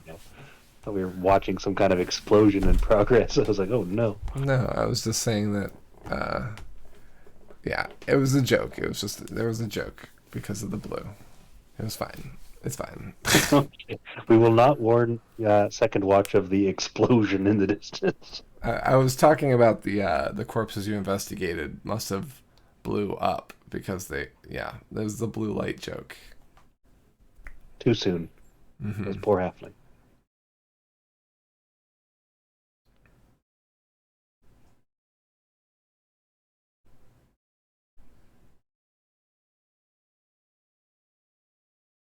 All right. Anything else for first watch?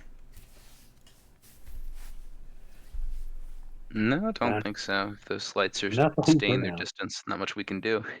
Okay. Second watch. Jorvik.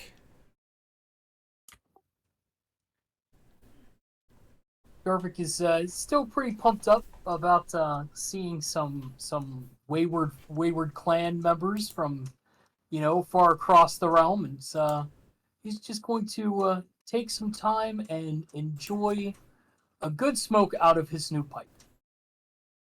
Okay.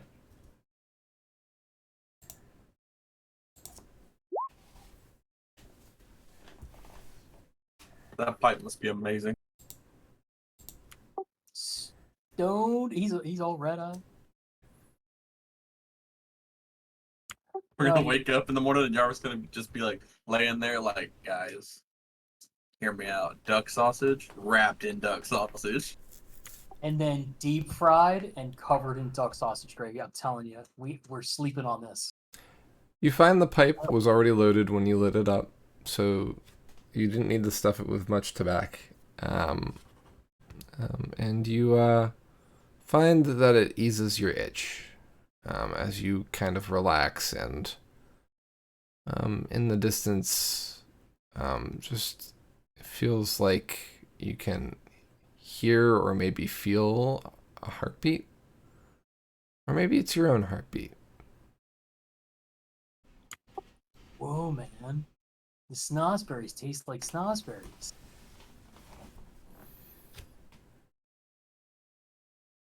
Yarvik is just going to quietly enjoy his zen state and his feeling of oneness with the environment. Because he's a dirty hippie. You hear a chorus of sighs, exasperated sighs, coming from your quiver. Look, guys. Look. Okay, so I've been meaning to talk. We just haven't had a lot to shoot. I'm sorry I slept through the last battle, but that totally wasn't my fault.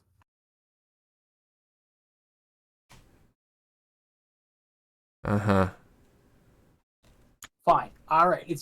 I will shoot something that is aggressively trying to kill us at the next opportunity, and I'll get the whole family involved. It'll be nice. You guys are also harsh on my vibe right now. They fall silent.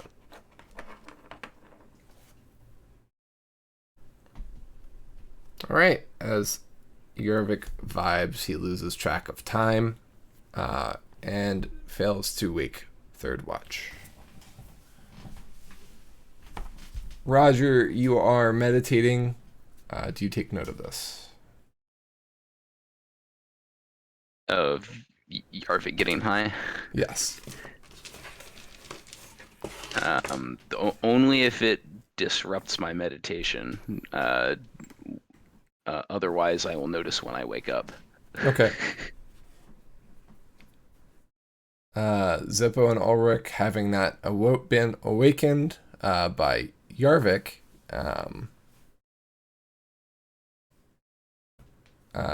continue to sleep.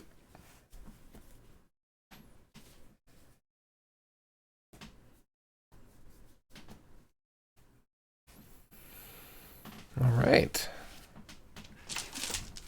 It's getting to the point now where like Zippo and Ulrich are like you know how like if you sleep a little longer than you normally do, your body feels like you're like in your dream state. You're like, should I be sleeping for this long? This feels oddly suspicious. All right. You got that waking up an hour after work starts kind of vibes. Like, fuck. Yup. Roger, you end your trance and see that the rest of the group is still sleeping. Okay, so this is setting off alarm bells. I'll go quickly poke the two folks who are supposed to be on watch now awake and ask them what's happening. They wake That'll up. be Ulrich and Zippo. Hey, it's third watch. Why the hell aren't you two awake? Are we dead? We aren't working up yet. Are we in danger or are we dead? You're about to be dead for me if you don't Are don't we in explain why danger? you're Are we sleeping on the dead? job. We didn't get woken up. So Yarvik hears all this and just slowly kind of saunters over with his pipe still smoldering. It's okay, guys. I got it. It's cool. Yeah, I'm feeling the world around me. It's really quite nice. Yarvik You need is to get still some sleep, stoned man. after. Yarvik, you fell asleep, so you're woken up by them talking, but you're still, I guess, experiencing some after high. At least we know why we didn't get woken up. Yep. So that's Got fun. no pipe on watch. Well, why did we let him watch on his own? I thought someone usually watches him. I think we do. Normally I get to watch by myself. That's my bad. What time is it, you think? I Uh, just woke up, so maybe an hour or so into third watch. And sorry, I'm not good at math before I wake up. Really, how long is third watch left? You've got a few hours left. Okay. Here we go.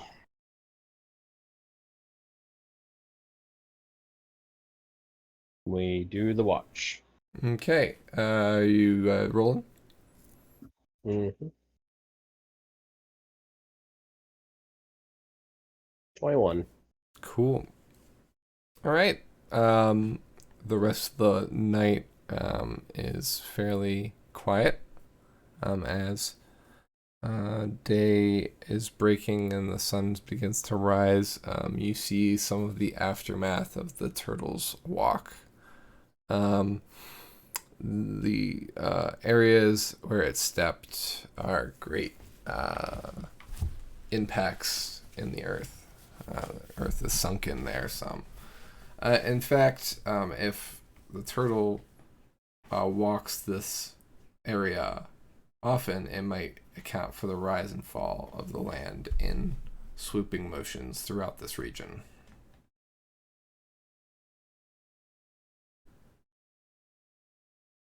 Makes sense.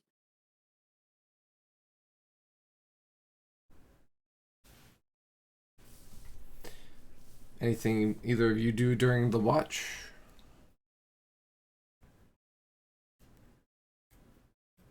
Nope. Sure, we chit chat, but I don't have anything specific I need to bring up. Okay, sounds good. It is morning. Watch is ended. Good morning, everyone. We got a fucking path to cut. Let's do it. Yo. All right, so just to remind you of the timetable, the council meeting started a week from when you left, and it's been 3 days. Weeks are 6 days in Seregen, so you have spent half your time. Yeah, we got a double time it now. It's been a pretty busy 3 days. So hopefully, nothing too exciting happens. All we got to do is steer clear of the waterfalls. Pretty much, we need to make the river crossing. Actually, my math, you have spent 4 days on the road. You have 2 days. It's, 1 day to the tear, 1 day to the west of the tear, 1 day at the mouth of the valley, and then 1 day where you are right now. So you're on your 5th of the 6 days. By the 12, hopefully there's no more crazy mountain ranges or demonic invasions or giant cities on top of even gianter animals. I don't know what's going on anymore. I'm gonna make that actually, whether there are or not, our destination is what's important right now. That's all. We don't stop for anything unless we are dying, unless our mounts are dying. We are marching and we are marching fast. Sucks to be them. If someone else is dying and they're not part of the Bronze Clan, I mean, I guess we could try, but we cannot stop very long. We'll just have to help other people really fast. We'll just come back and help them later. You tell them to hold on. We'll be back. Or legitimately just cast a healing word at them And run. and then run. I like the plan. Let's go. This is who gets on his mount, ready to go.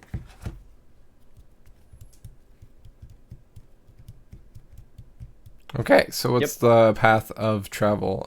Feel free to draw it out. Give me an idea of where you're planning to go. So, path of least resistance, following up along the mountain, but not and a straight shot rather than falling along the mountain, unless for some reason that straight shot doesn't make sense. I would Yarvik would interject that we were heavily advised to not cross before the main river Y. We may end up with some serious trouble involving our magic not working if we right. try to cross before that. So you're gonna have to take a little bit of a longer way, but better get there late and alive than not get there, right?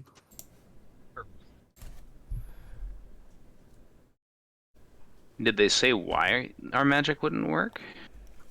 He did not. He was very vague about it. So just as a heads up, if you're doing the same start and end path as me, it doesn't matter if you cut this way or not. It's the same distance. So I will say part of that is because we're clicking to the squares. Like if you hold Alt and then do it. Yeah, I had the same start and end for a reason, just to demonstrate it. Right. So if we can still get there in like a reasonable amount of time going the safer way, then Yep. yeah, that's fine. Yep. We can just get the mouse to double time it and hopefully get there sooner with them.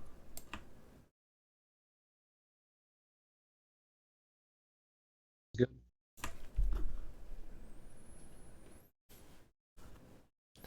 This is math.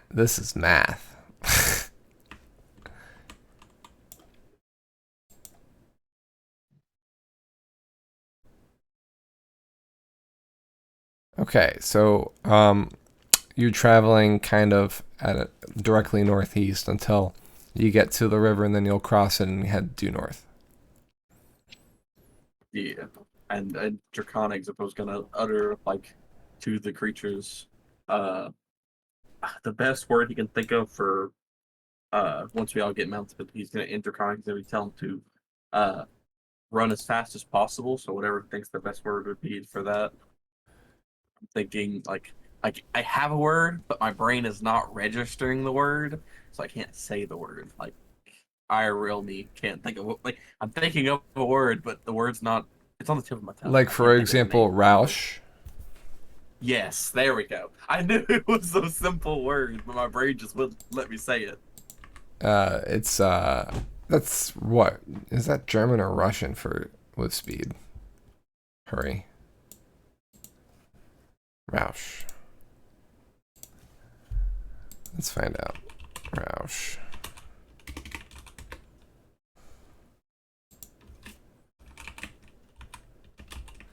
So while I'm doing that, question for you folks: what is there any ideas for how you're going to solve this problem of going with speed, aside from Zippo telling the creatures to hurry? Like, what's the game plan? What's the thought for this? What's the thought of spurring them on, or what's the thought of keeping them from falling over? Well, I mean that works too, but like, is there any ideas anybody has for getting there as fast as possible, or any ideas that you guys have for that, problem solving wise? We've ridden on these animals before. Have they reacted to positive reinforcement, or more of a like a horse type thing where you just kind of break them in? They've just kind of it's been similar to riding a horse for the most part. They've been pretty obedient, so you could probably push them to some degree. Did we bring any carrots and any sticks? I know sure, we got hemp and rope. I'm sure you can find some sticks, no problem. At least. Maybe I meant more figuratively, dangle the carrot in front of them. Though I do have a plan for when we get to the river. Get them to max speed, and then jump as high as possible, and then you jump off, releasing your dinosaur into the river below, but you get an extra boost. So you want a Yoshi jump with the dinosaurs, basically. Yes, that is exactly what I've been playing. I support this. Wait, that doesn't help us on the other side of the river, though, which also seems to be pretty thick according to this map. Fine, we just find another question box, and then another dinosaur egg appears, and boom, 3 little fruits, so we got another Yoshi. We're good to go. We don't have the time for that. About roughly how long do we have till we do we know how long we have till we get to there, or how far away we are in time wise? Is it like one square, like a day's travel kind of thing? 1 square is usually a day's travel. With these mounts, you've been covering 2 squares a day. Just riding your normal travel time period. So we've got 2, 4, 6. We have 3 days till we get there. At normal travel, yes. Okay, so if we double that, we get there in a day and a half. With but the only way we have to do that is to rush them. Quite frankly, if we have to use up the mounts, it doesn't really matter if they're dead at the end of this. That's up to me. A grim way to look at that. But kind of similar, I think we should forego rest for the evening. Even if we have to go at a slower pace. And maybe even just walk in the mounts.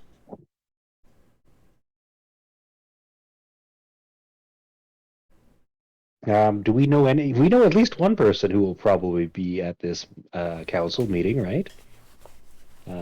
Could we perhaps ask them to stall for some time with an epic filibuster? Well, we have to be within a mile in order to be able to talk to anybody at the thing. For the rings to activate, so we can talk to what's his name, Rift. Not over the rings. Do we have other magical means to communicate over distance? I don't. I have all kill spells. Okay. Yeah, we did with Jordan, but I think that was the only one we could do it with. Yeah, hindsight's 2020. I probably should have, but Zip was a little murder machine, so. That's fair. Yeah, all my spells are kill spells too. What's the mount's move speed? I can look that up.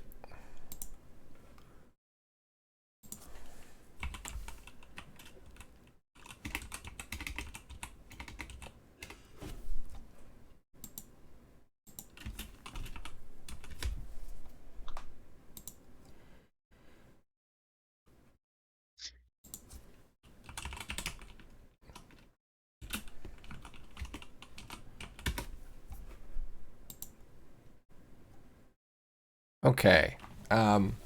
So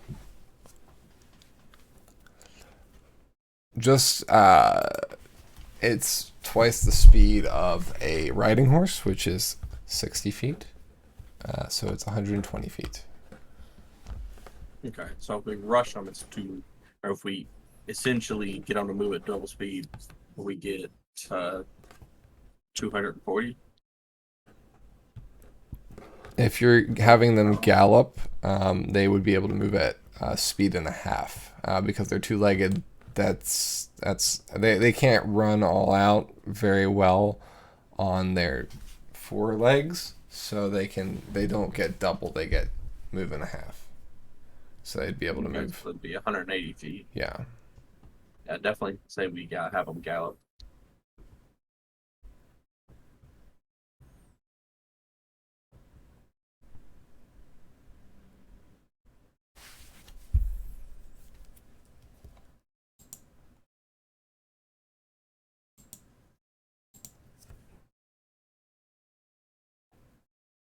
Okay. So we push them as much as we feel we can. We possibly travel through the evening. And Yeah. yeah. The math adds up to me.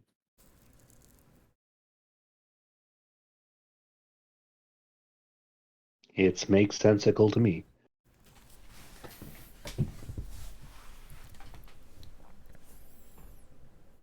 All right.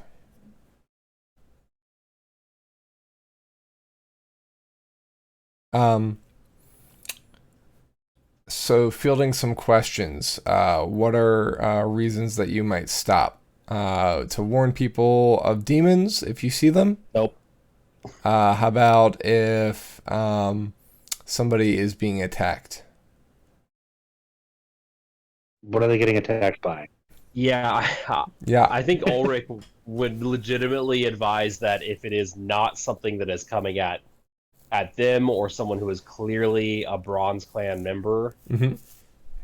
I thought I heard you say that earlier, so I'm just fielding everything. That's all. Yeah, that's Ulrich's opinion right now.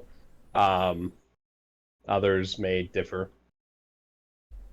Okay. I mean, the only reason Zippo has to stop is if it's a dragon in any kind of trouble.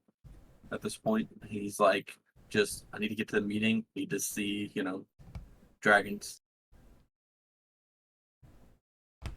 Some townspeople, some steeds may die, but that's a sacrifice we're willing to make.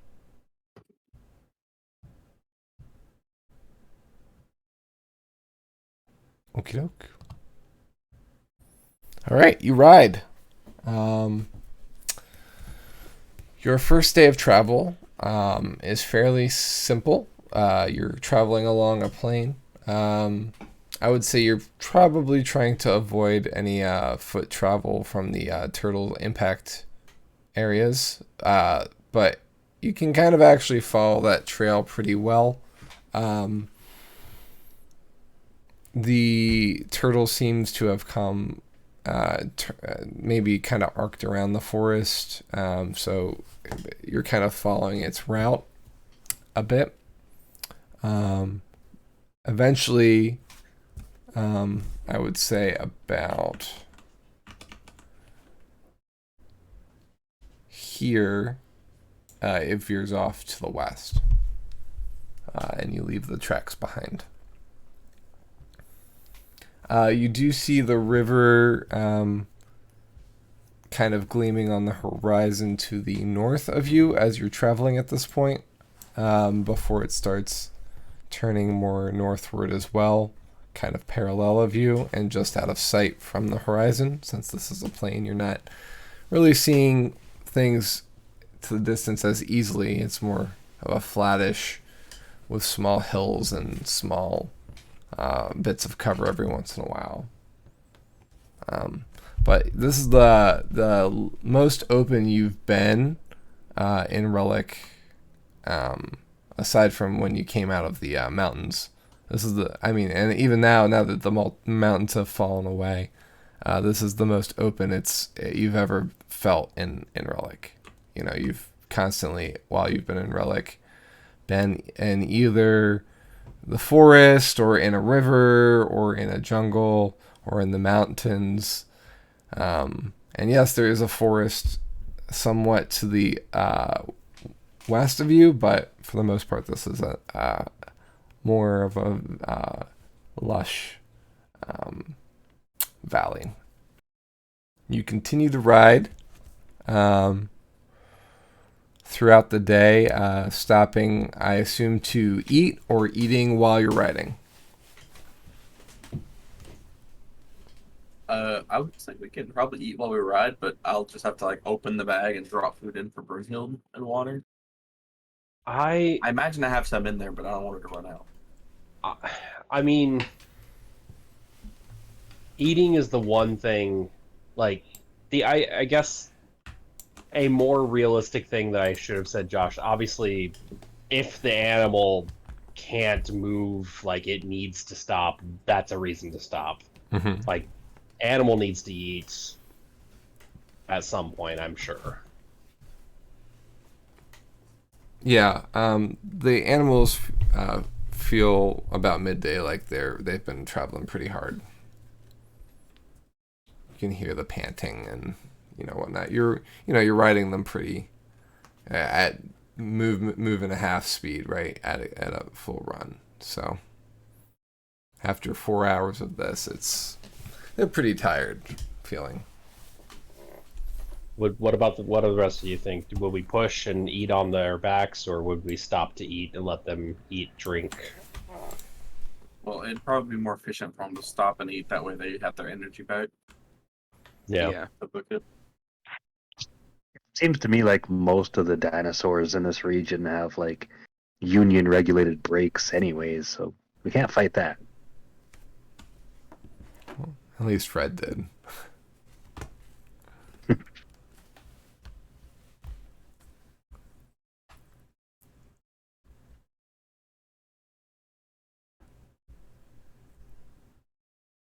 So we would stop to give them a rest. We take a very short rest as well. Okay, so short rest as in an actual short rest, or short rest as in like 15 minutes? Seem to have regained themselves after 15 minutes. Not quite, no. Then we take another 15 minutes, and if they're not regained at that, we take another 15. But no more than an hour would be Okay. my recommendation, but I don't want to.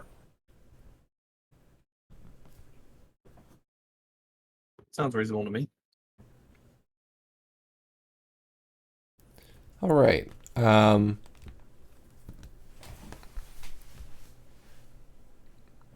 you watering the animals at all? If we are able to, yeah. Ulrich would forego a meal to focus on trying to care to the animals. Okay. Presumably you still have water skins. You could you would need probably a water skin for each animal to have them watered.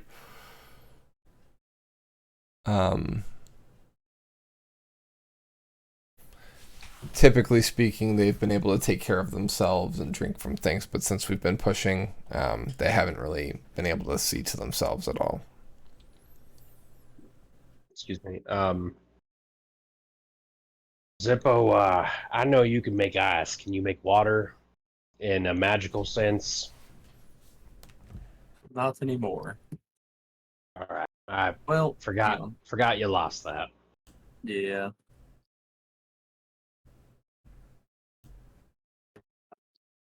Yeah, no. The only thing I could possibly do is like chromatic warp the ground with cold, but I mean that wouldn't produce water, it would just be cold damage.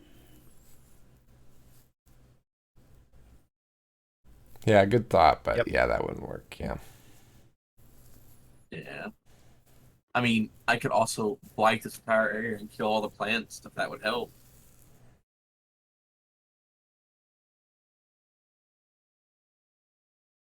I don't have a lot that I can do.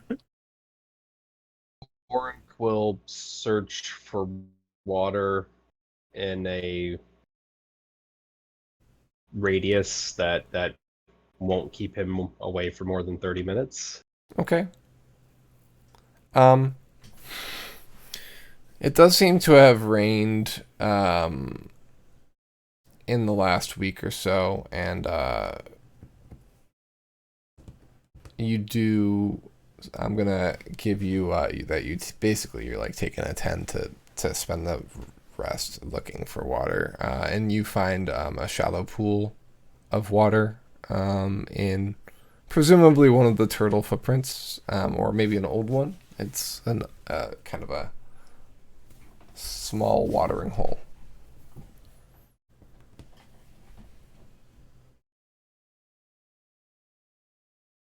Okay.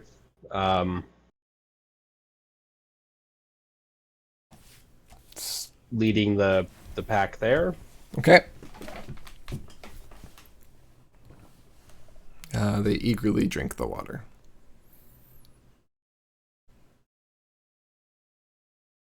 And where does that put us time-wise?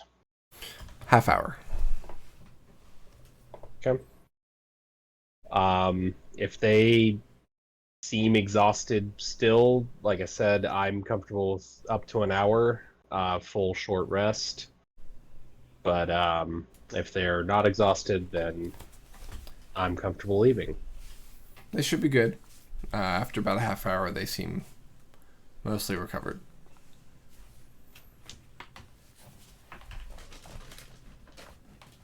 Also feel good about that? Yeah. Mhm. They might be good to, work their little hearts out. Hydrate or dihydrate. Well, let's see if we can cover some more ground.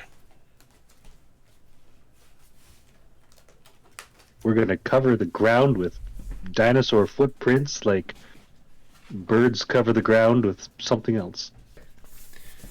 All right, so you continue on moving at speed and a half, I assume?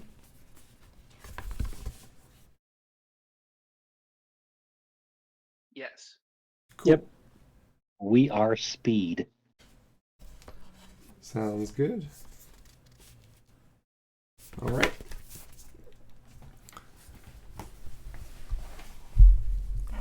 So, as you get about to the corner of this square here, it's starting to get sorry, this up here a little bit more. It's starting to get darker, but you also see that there seems to be a great stretch of what seems to be farmland stretching out toward the forest. For some reason my map is not cooperating with me. Along the toward the west. It kind of comes toward the river. It doesn't come. You kind of have to arc more toward the river in order to kind of avoid the field. Or you could choose to run through it if you'd like.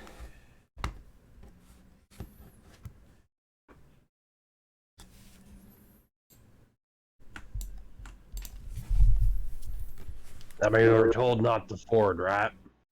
Yes. Everyone feel okay cutting through this? Yeah, we'll explain it at the meeting. I mean, you don't have. It's not. The decision that doesn't necessarily ford the river or ford the field.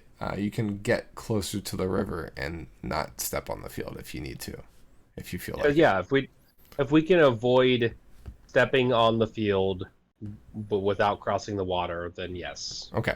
Yeah, I would say there's probably a good mile's worth stretch between the river and the fields. So, like, think of this plain here as pretty much.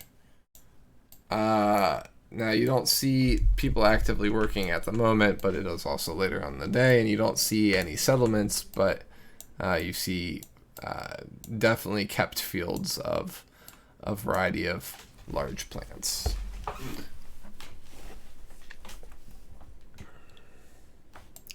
So you arc toward the river and then follow along the river a little bit more closely. You're not at the bank or anything, but the river is now in view. Okay, we're just gonna have to keep an eye out as we approach, looking out for any falls, because whatever we're cutting through, we're not going that way. So I say we definitely want to carefully avoid that area. Okay. Yeah, the river looks like it's a fast-moving river. It sprays up mist every once in a while where rapids are. It seems like the river spills out of the mountains, and it continues to be a fast-moving river, at least in your area at the moment. It is also, I'll mention now, getting dark. As you continue on and reach the edge of the square.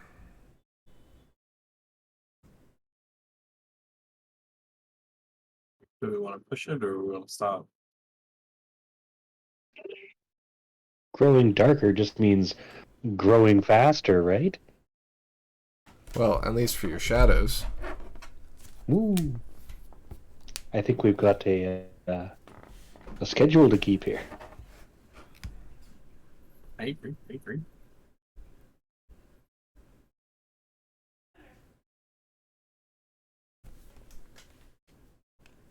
Yep. I think in the nighttime we can possibly drop down to regular pace, though. so that we don't risk hurting the animals as much. Like if there's it's dark in case there's anything that is in the path. Okay. But that's, again, my opinion. Please others contradict. Nope, I think that's a good idea. Yeah. Because we'll need to kind of ease up a little bit too. All that time in the saddle going at breakneck speed, that's gonna hurt.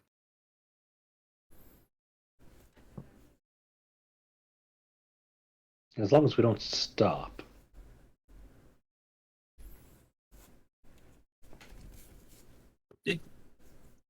I mean, we're gonna be late either way, but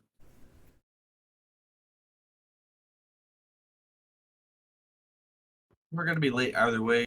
But the less late we are, probably the better.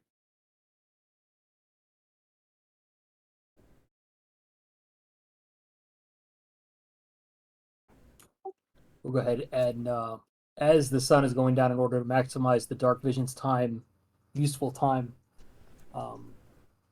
Right at the end of dusk, I'll go ahead and cast my dark vision. Okay.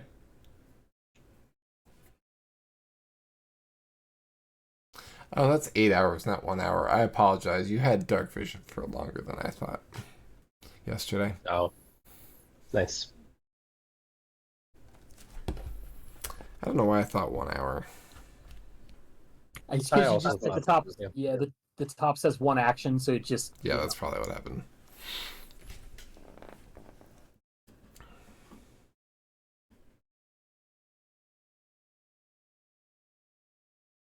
All right. So, are you gonna stop for like a dinner type snack thing, like you did for lunch, or gonna push through and then stop at night? How exhausted are the beasts? I mean, they're tired again. You traveled Yeah. another 4 hours, so We're kind of near the water, you said, right? yes.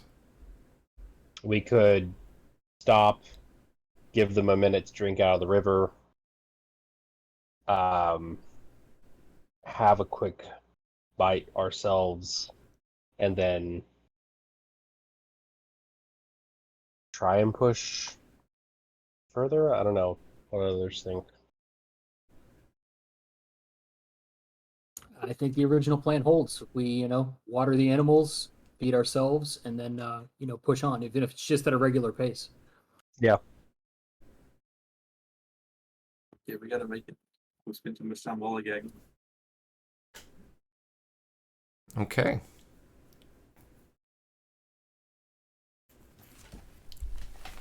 So you're watering the horses at the river, letting them graze, eating yourselves. Ulrich, are you eating this time? Yeah, Ulrich will eat Okay. because he doesn't have to spend time to, Yeah. help find water. Are you folks also refilling your skins just in case? Like, what's the plan? Yeah. The water.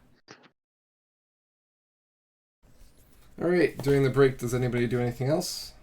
Prep anything? Just wondering if can I hear any waterfalls in the distance? Does it sound like different from the rush of the moving water of the river? As you said, it's a fast moving river, but The- waterfalls, have a distinct sound. That's true. So the water is fast moving, yes. And as you get closer to the river and refill your skin, you find yourself unable to see it anymore.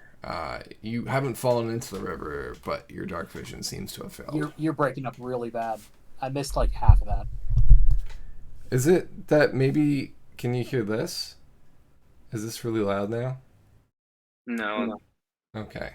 Because I was playing with this, so I was wondering... Can you hear me better? Yes. Yeah, Yeah, it's not a volume thing. It's physically, it's cutting all the way out. Interesting. I think. Yeah. I'm pretty sure it's just Discord being terrible. Got it. It was like that the other day when I was in the Sunday game. It was like out of nowhere, it would just randomly cut out whatever someone said, and then you couldn't hear or know what they said at all. Okay. So, Jaeger, you refill your water skin, and your dark vision wears off. It's well beyond. It's well within the hours of which the duration is. Okay, so I am going to Anti-magic water. communicate this to the party that don't anybody else don't drink out of the river because I just lost my dark vision. So whatever is going on with this river is not anything that we want to mess with.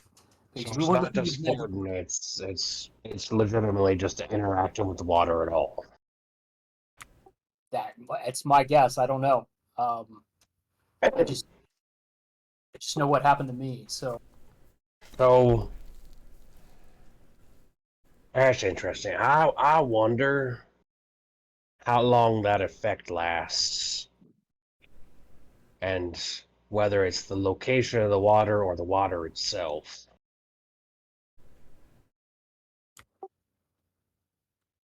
those are very good questions. But for the purpose of the rest of our trip, I say we find that out later.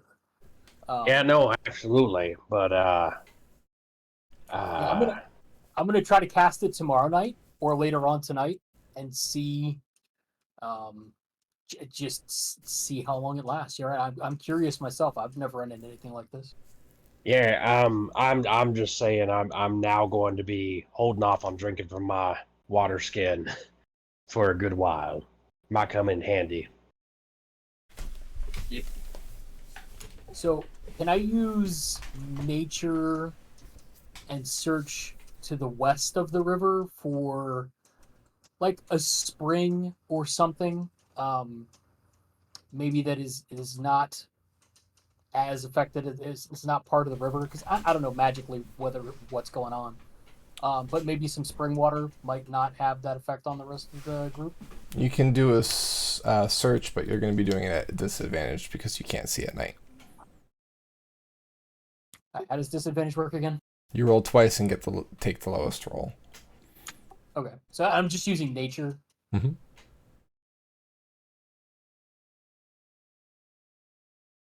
Okay, 18. Still pretty good.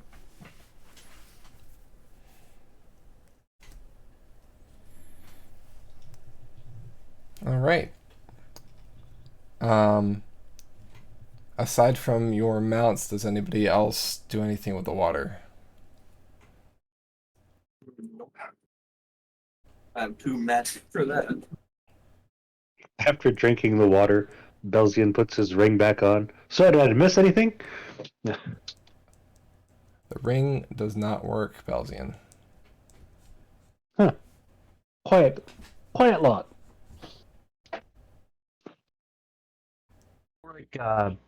Does take a container full of the water. Does that take away the dark vision? Yes. Okay. So if you didn't drink from it, then it might be a proximity thing. Yeah. But I'm going to keep this water just in case.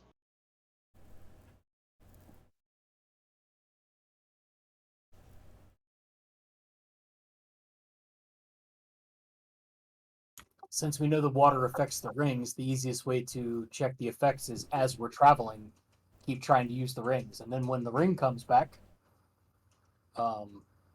we should have an idea.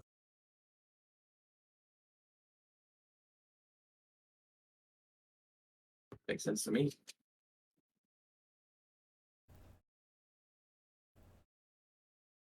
But I do think we need to start moving inland or at least to the west a little bit because with we don't have a lot of firepower if we don't have our magic. So Yeah.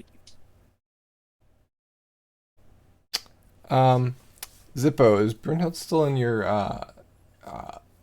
bag while you're traveling, or since you're 'Cause you riding can't on the keep up dyno? with these things. Yeah, Okay. if you can't keep up with these things. Do you let her out ever, or I'm just getting your thought process on her. Since we're in a rush, I'd say Zippo probably just like keep some food and water down there, and then Okay. every time we stop to like open it up, go down, pet on her a minute, and then come back. Okay. Because it's in order to get her out and in, he has to have Ulrich help him because he's not strong enough to lift her. So Right. it just makes more sense to Like only if we're for sure stopping, does he let her out for a little bit. Okay.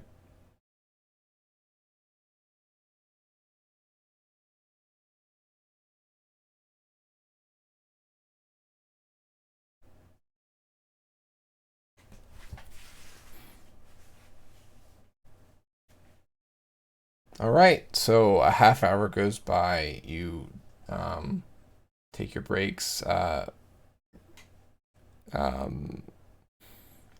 Yarvik, you do find a spring that you can fill your water skin with actual fresh water. Ulrich keeps his water skin containing what he believes is anti-magic water. Does anybody else do the same?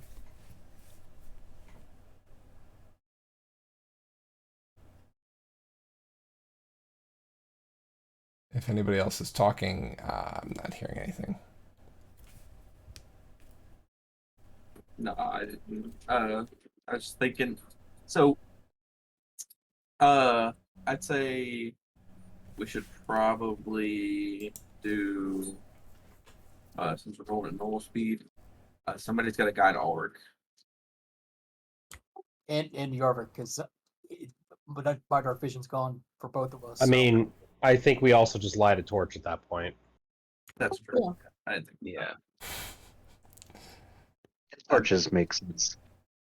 Like I have, in my entire D&D career, like anytime I've ever played D, I've never used a torch. Yeah.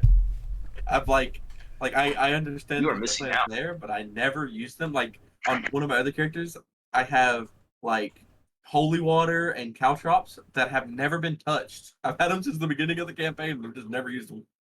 Yeah, you're missing out, man. Torches are great. Are top tier tools. You can burn stuff with them. Yeah, they'll really light up your adventure.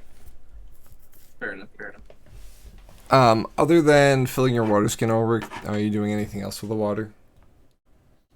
Nope. Okay.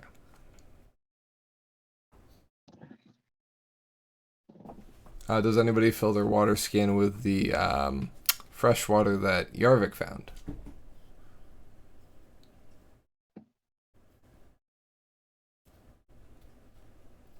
Yeah, if we need any more water, I would take that water. Okay. Roger? Fill up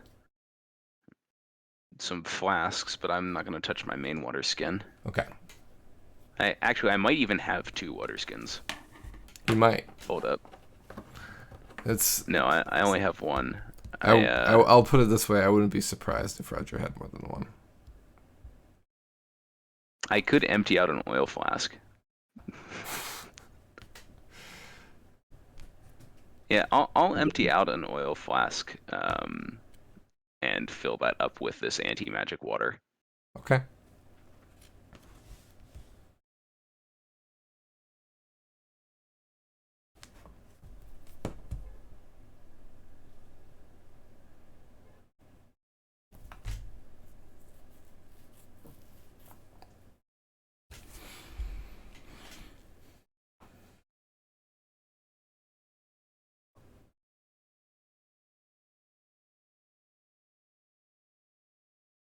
And with that, I'm guessing the party moves on.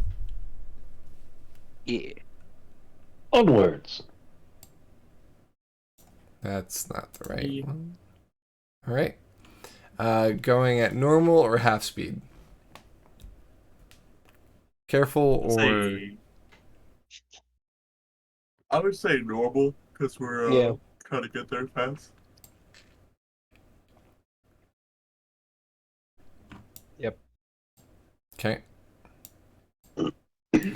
In the dark, you continue on. Everyone finds that their rings are not functioning. Everyone. Every single party member. Oof. Well, we were warned our magic wouldn't work. What's the warranty like on these things? Gotta be lifetime. Anybody checking anything else while they're at it? Zippo's gonna look at the bag. I'm gonna talk to my bow and arrows. Like poke them. Hey, you guys all right? Bow and arrows are just some bow and arrows. The bag is just a bag. You open the bag, and it is indeed just a bag. Sitting inside is a simple silver swan. Okay, Zippo angrily is like looking through the bag. Just keeps trying to move stuff, hoping it'll open up so he can see Brunhild and all his stuff.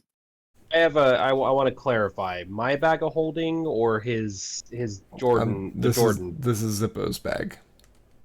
Why is the silver swan inside of there?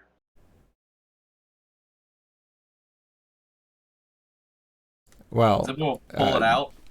You don't know that swan's in there yet. Right now, it's just Zippo. Yeah, Zippo, in his anger, is like looking through it. He's like, okay, guys, we're gonna have to go back and kill that river or whatever this is. Sorry, is what's going on back there? I don't have my bag. There's no Brunhild. There's no dragon armor. There's no gold. No What are you none holding? of my with them? shinies. In there? What? That nothing's. It's empty. It's got some garbage, and he like pulls the swan out and is like about to throw it. Ulrich, seeing that, will reach into his bag to see if the swan is in his bag. Your bag's a normal bag, right? Well, no, I actually have a traditional bag of holding. Okay. You have a bag that you reach into, and it's empty. It's just a bag right now. All right. Besides myself, is anyone carrying any of the water? I think I've got some water. You Yeah, thirsty? but the magic water, the anti-magic water. Yeah, I thought it would be useful. Same. All right. Zippo, you're not carrying any? Did I pick some up? You did not. You said, No. I do not want any of that water because I need magic. Yeah, makes sense. I'm too magic.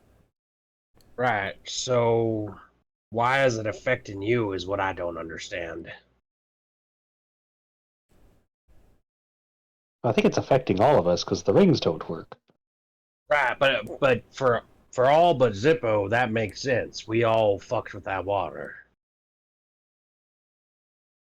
Maybe Oh, the it's rings this need area, two not people the to work, water. don't they? Well, rings aside, his bag is not working. Yeah. Maybe it's a Yarvik, proximity thing. what area exactly was it that they warned us not to go through? Specifically the falls, which we should be passing relatively soon, because he mentioned them being at the first fork in the river that we would come to, or near the first fork in the river. He clarified that the first river itself is one to first river avoid. itself. So this small thin river down here. Yeah, the one we're passing. Correct. Right. So do those rivers flow From the mountain toward the From the mountain? river. And it gets Okay. bigger with each river that joins. Zippo, we're gonna figure out a solution to this, but I think just getting away from the water might be a start. Do you mind if I take that swan off your hands for now? I don't care as long as I get my Brunhild back and my gold and all my shinies. Yep.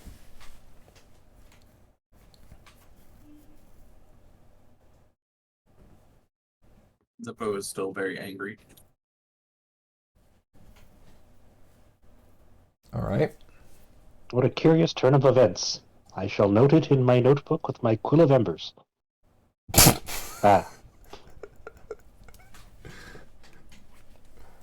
It writes with regular ink if you choose to dip it with, but it doesn't write with the ember. It's not the same.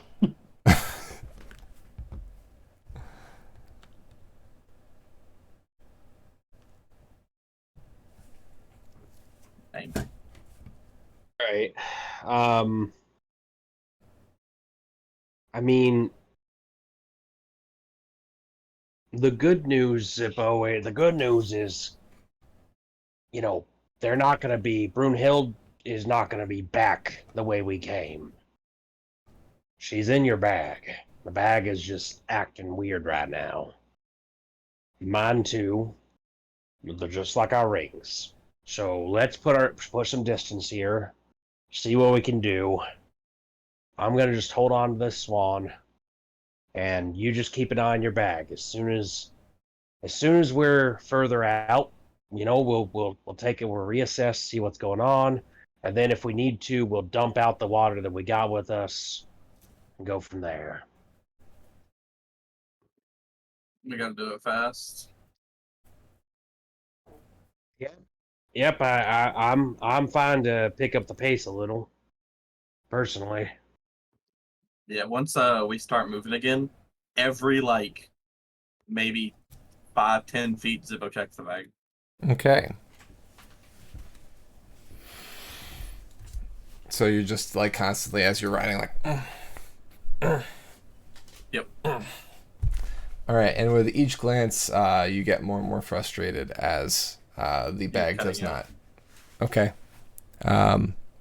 With each glance I get. With each glance, you get more and more frustrated because it does not change back. And yet the party continues forward.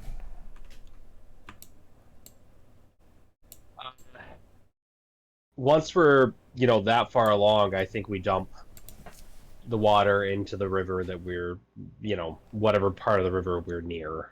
Okay. We dump all of the water we took from that river, we dump in. Okay. Well, so you do that, does... Yeah, that Ulrich suggests we do that. Okay, all right. Well, you've been right plenty times in the past, so away with ye, cursed drink. And I will say at this point, you are on the bank of the second fork of the river.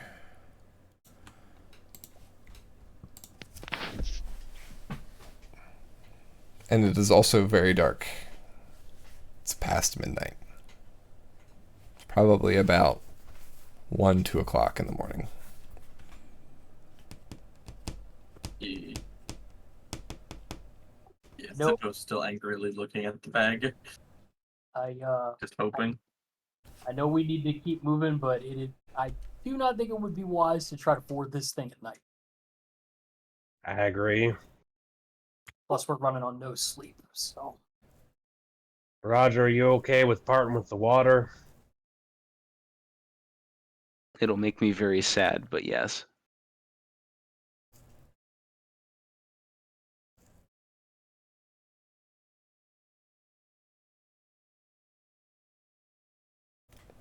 Does anyone still have any water aside any of the magic water? Not that I know of. Consider it ditched.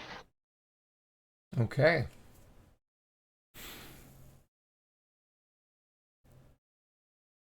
Anything happen? So, you go to the river and dump the water. And Roger, you go to the river and dump the water. I assume on foot, right? You're not like wading into the water with like your animals. You're cutting out again. Okay. I assume when you go to the river, you're doing it on foot. You're not wading in with your animals, right? No. Okay. All right. So you dump the water. Check your rings. Who are you messaging?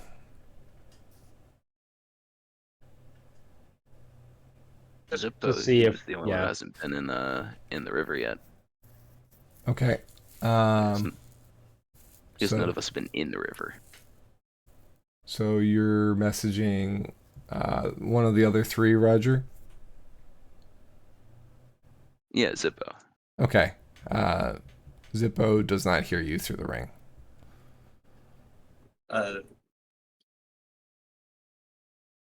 Do they want me to try to message? Do you want me to try to message you guys while I'm checking my bag? Sure. Okay. Zippo, while checking his bag, if it doesn't appear that his bag is fixed to the ring to anybody, he says, "The stupid bag isn't working still."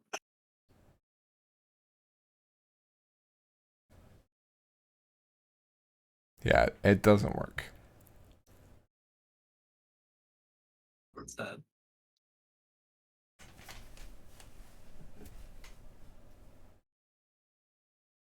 Yeah, Zippo's very angry.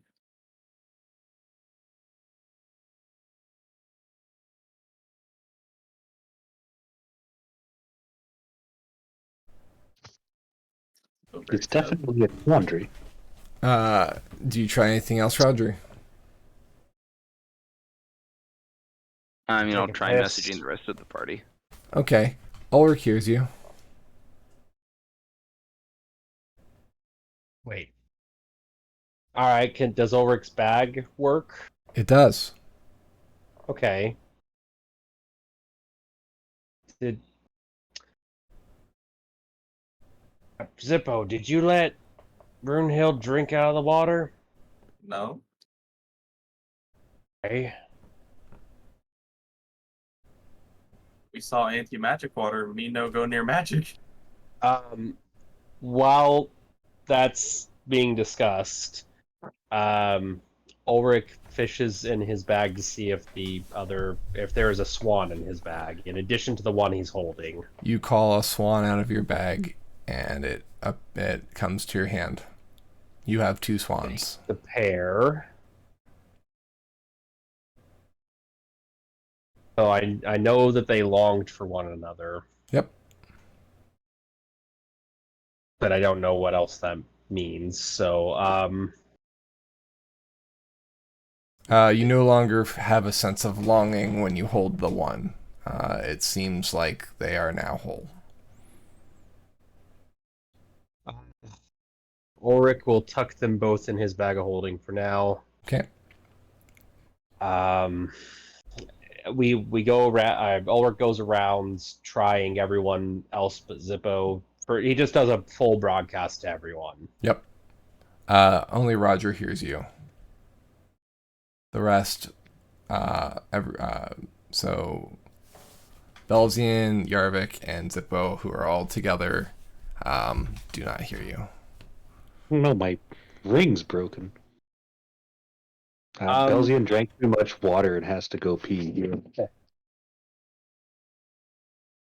The Roger and Orc are standing next to each other, and the rest of the party is. Yeah, you two went to the river to dump your water skins.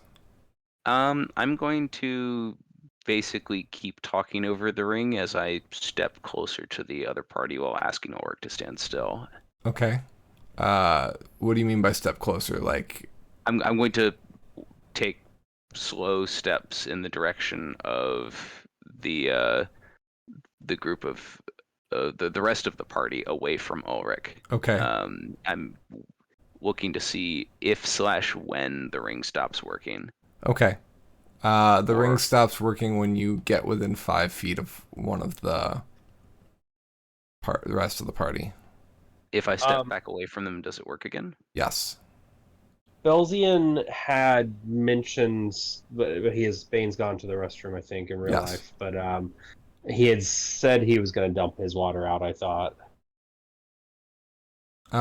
So then Belzian can hear it too. I Same. think the only same one that rule didn't applies. have water to dump out was me. And Yarvik. Same. I didn't have water to dump out, but I drank the water. Right. Do you need to maybe take a tinkle, my friend? Why don't we just have Zippo step away from Yarvik? Yeah, that's true. Yeah. Yeah.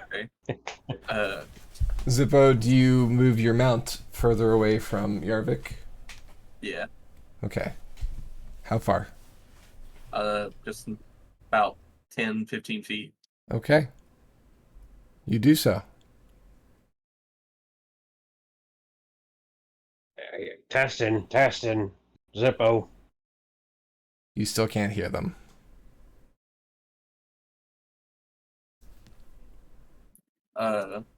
Zippo. What? Did you give Broomhild the water from the river? No.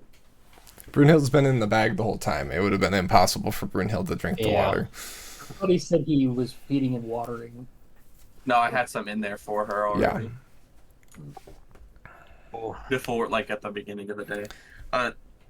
Zippo, in his anger, will get off his mount and run up towards the water and try to cast a firebolt at it.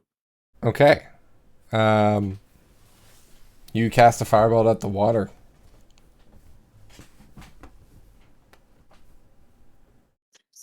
Okay. And then, in his anger, he's going to check his bag. Bag opens. You can see Brunhild looking worriedly up at you. It seems like she's been alone for a while. Okay. From Yarvik during that? So Yarvik is going to go up and drink out of this water Okay. and try a ring. Do you ride your mount into the water, or are you doing this on foot? Fuck, right, of course. Jesus. Our mount strength from it. There it is. I forgot. Our Right. anti-magic mounts. We asked about every animal, but our mounts. You did. Yeah. So they need to take it to... Okay. They need to make dirty Okay. water. Yeah. Yeah. Okay. I have no way to do that. Maybe we cut it out of him? Oh, no way. No. These things have been riding hard. We're not going to take knives to them. Okay. But the good news is, Brunhild's okay. She's a little worried. I'll tell you what. Maybe we bring her out. I'll go in there, and I'll cradle her, or I'll like keep her over my shoulder in one hand while I ride with the other. Okay, so the plan is we will water all of the mounts here. I will also take a drink and then attempt to go visit the little halflings room off to the side. Okay. I mean, you've been riding all day without break. It's pretty easy for you to make water. As soon as you do, it seems like the concentration is diluted enough that you can use your ring again. Hey, That is very useful sometime. And I will make that an instrument of war one day. But today is not that day. So you're telling me I poured that out for nothing? Well, not for nothing. That dog was all trapped in the bag. I mean, And me pouring it out didn't solve the problem. well, it kind of did. In a really roundabout way. I wasted an entire flask of oil for this. I will buy you more oil. America has invaded countries for less. My friend, there are dinosaurs right here. We are going to have more oil eventually. Yeah, we just gotta make it. Somebody get a chronomancer in here and let's go.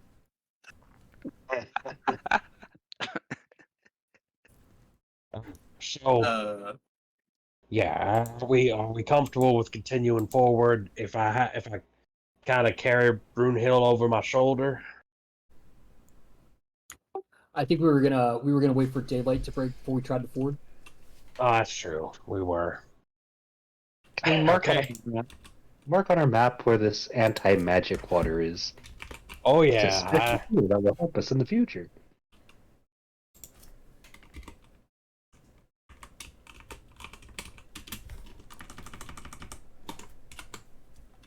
Okay, so I was kind of getting the sense that you were talking about maybe resting for the night at this point, since you're at the river, you're exhausted, and you've solved this puzzle now.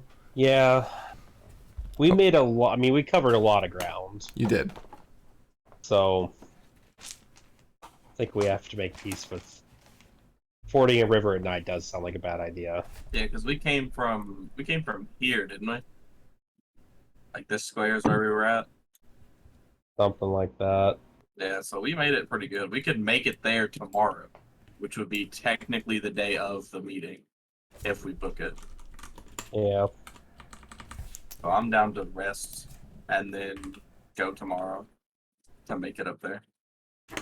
It would be the safest option for us because we wouldn't risk our mounts dying on the way there. We wouldn't be tired, so if something does come up, like a no crap situation, we wouldn't be hindered in any way, shape, or form of battle.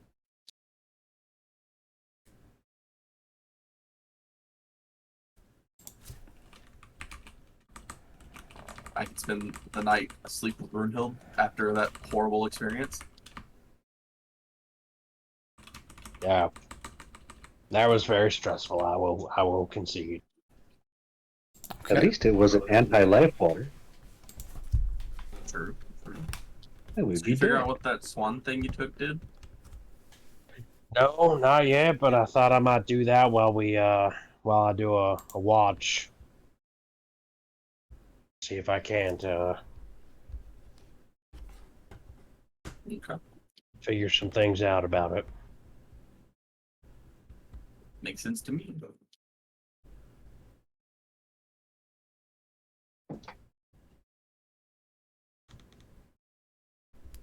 All right, so it is 10:40.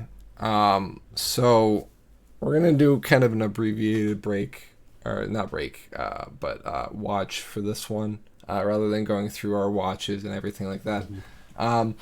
You can say basic things that you want to do, what your preparations for tomorrow are, and then we'll do the last bit of session before we end it for tonight. So. We don't even need to go into the order of the watch. I'll put it this way. I've already pre-rolled your watch, and you have no encounters for this watch, fortunately, for a number of reasons. But what is there anything that the party wants to say as of mentioned before we go to the next day? I know Ulrich was talking about the figurines. Anybody else have anything? Just loving on Brunhild and touching on my shinies. Belzino would just meditate on what anti-water magic could be used for in the future. He writes in his book, "Hags?" Question mark. Jorvik is going to ask his archery equipment what that was like, since they're the only ones that can communicate what happened there. Like, are we talking about like Thanos snap? Like, I'm just curious what happened, what they think happened. Okay, that conversation I'm going to have with you in private messages. So feel free to message me some questions, and I will answer them as if I'm them. You lost the entire last part of that, but you said you would communicate it in a private message. I got that. Yeah, part, so message me your questions, and I'll answer back as if I'm them. Got it. And we'll do that over the course of the next couple weeks. Sure. All right. Anybody else have anything? Ulrich? Just the swans. Okay. What in particular? I mean, Ulrich, they don't seem to have an attunement aspect, Nope. from what I can tell. So Ulrich is, now that he has both of them, there, he throws them together at a point within 60 feet of him to see if they become something. Okay. I have edited the description. I think it might have saved. Okay, I gotta refresh. I basically kept the description from earlier just so that it historically has the previous description on it. But I've updated it to be twin figurines of wondrous power. Thank you. Indeed it is. This figure is well mentioned. Okay. So basically the same thing, just it no longer has a longing status on it. So yeah. So they don't react while being thrown. Correct. No power word comes to mind. Okay. You know,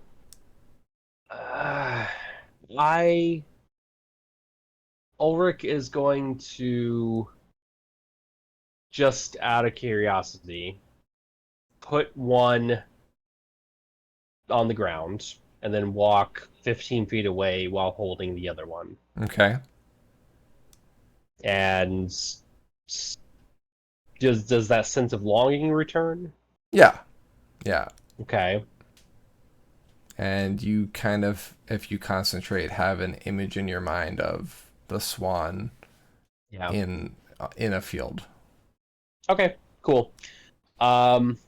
If you recall Ulrich will. from before, it says This is in the bag. it was in a bag, right? So now, Yeah. you know. Yeah. Yeah. Yep. Ulrich now knows that he has a way to spy on someone potentially. So, does he hear something? Or I guess it wouldn't really. Yeah. You didn't really hear Okay. anything. Cool. Noted. I have an idea of what to do with them. Okay. Thank you. All right. And with that, morning comes, and the party is ready to go. The animals have made water overnight and drank, so they seem to be their magical selves again.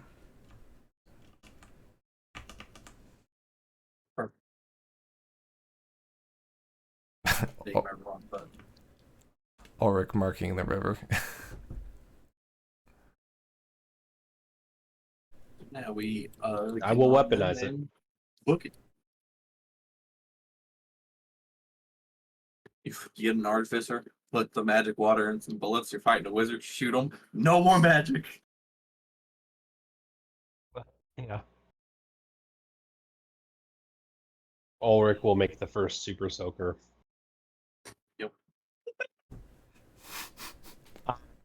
Yeah, if it's morning and we're moving forward, it's fording time. Fording. All right. This is a pretty thick river. Just to put it into perspective, this is wider than the river that you crossed in Seregen, where the ferry was. It's about twice as wide. Maybe 1.5 times as wide.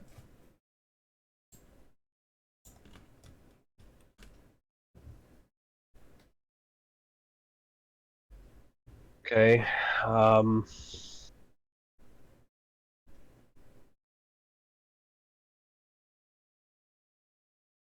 Since this seems like an opportune spot for people to be fording the river, do we see any signs of where others might have moved across? Do we see tracks? Give me a survival check.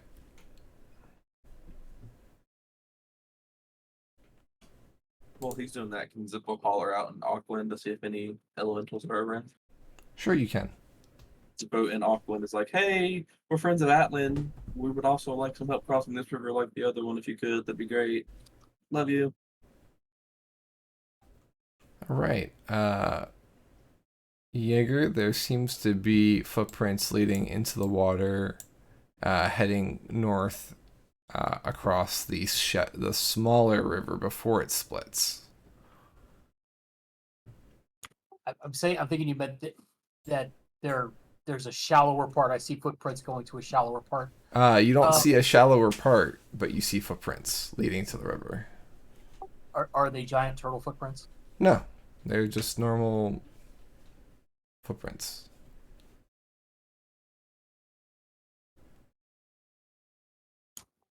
Okay.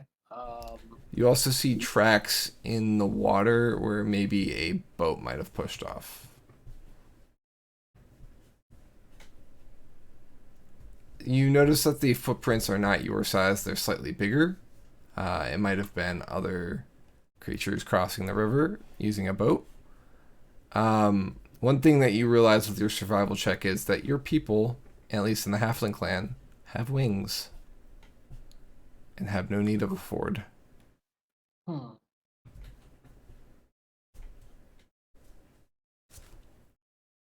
Maybe it's people coming south to trade with the halflings. In any case, I feel like given the width and the unknown depth, but it is a rather dark blue on the map, which would indicate depth. We need to find something.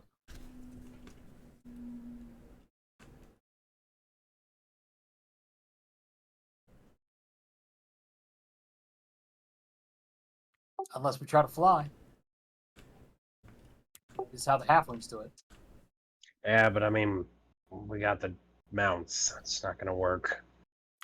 Yeah, no, we're gonna have to find a way to take them with us.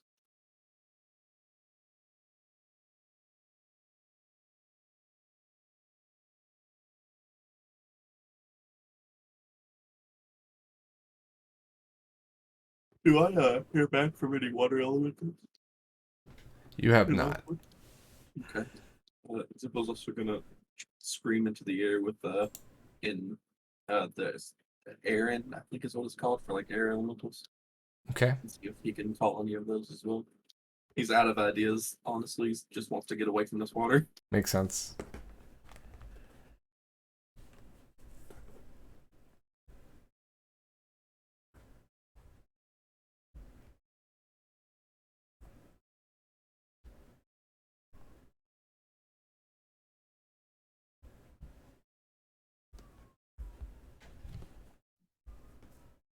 All right. Well, with 10 minutes left for the session, I guess any final ideas for crossing the river before we end it for tonight?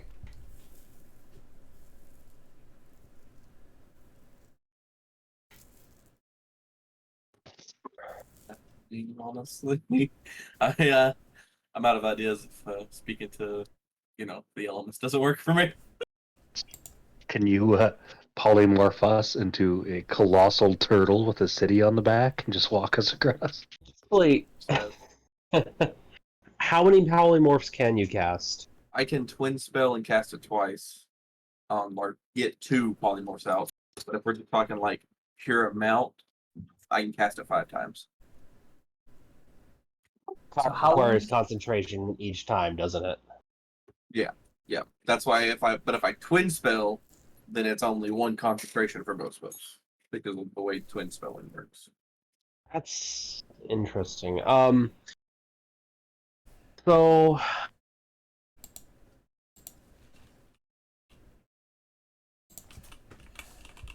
So I could technically turn 2 of us into Quetzals. One carry some creatures and us, and the other carry some creatures and us. Get us across the water, drop it, then we book it. that seems, if that's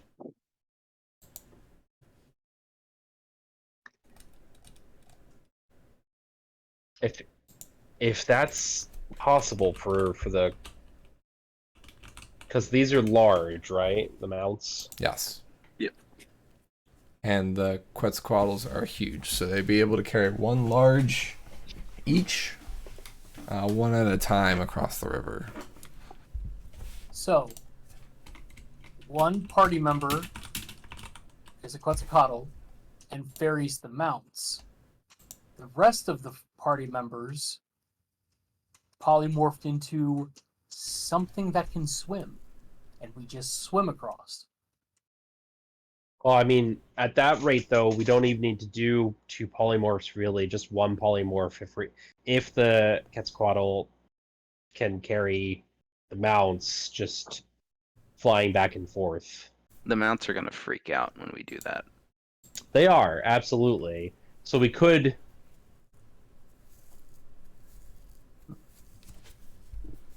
Can the mounts swim?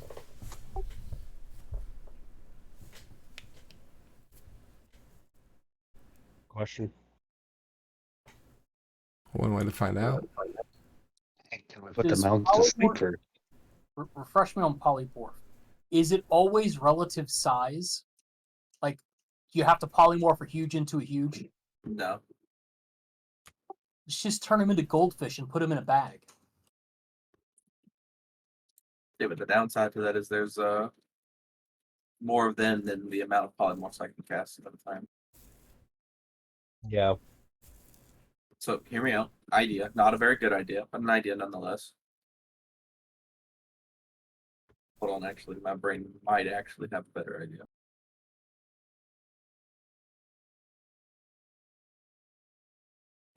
I'm double checking all the creatures that I can transform people into.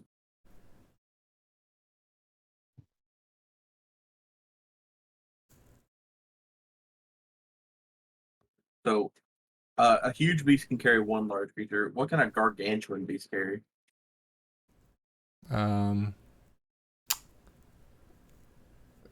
Correct me if I'm wrong, but I think if it's 2 size categories above, it can carry 4. Right.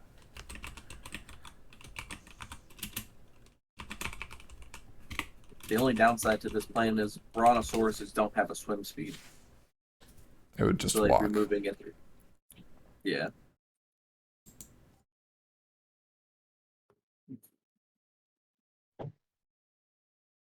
They just have like a speed of 30. But I figured if we could get if we could get 2 brontosauruses, they're 2 gargantuan beasts, they could carry everything across the water. We'd have to swim, so it'd be half the movement to get across the water. So it'd be 15 feet across the water. I don't know exactly how far across the water is.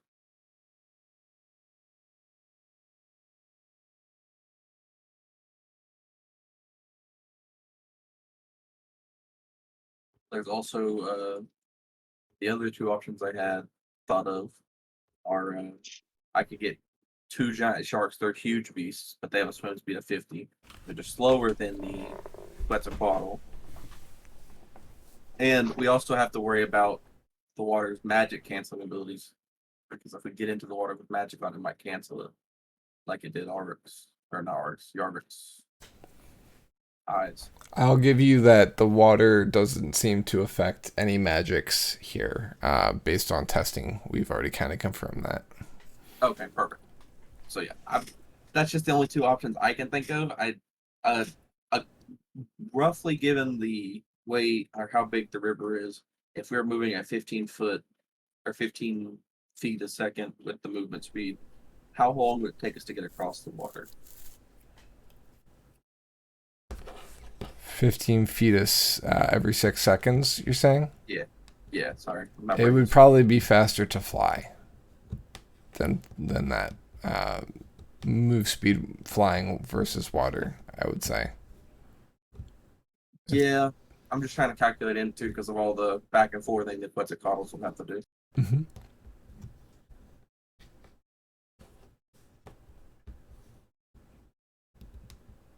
We're going to need a bigger boat.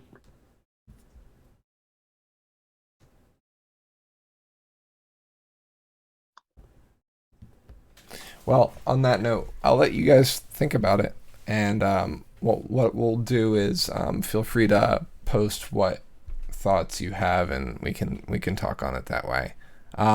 Because we are getting close to time, and I do have some wrap up things to talk about. Obviously, our next session is the 8th. The 8th is 2 Saturdays from now.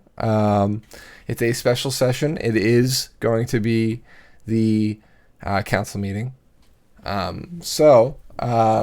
We can kind of do this one of 2 ways. We can have a special session next Tuesday if people are available for it, or we can kind of start the 8th off by getting to the council meeting and then go from there. I'm perfectly fine with either.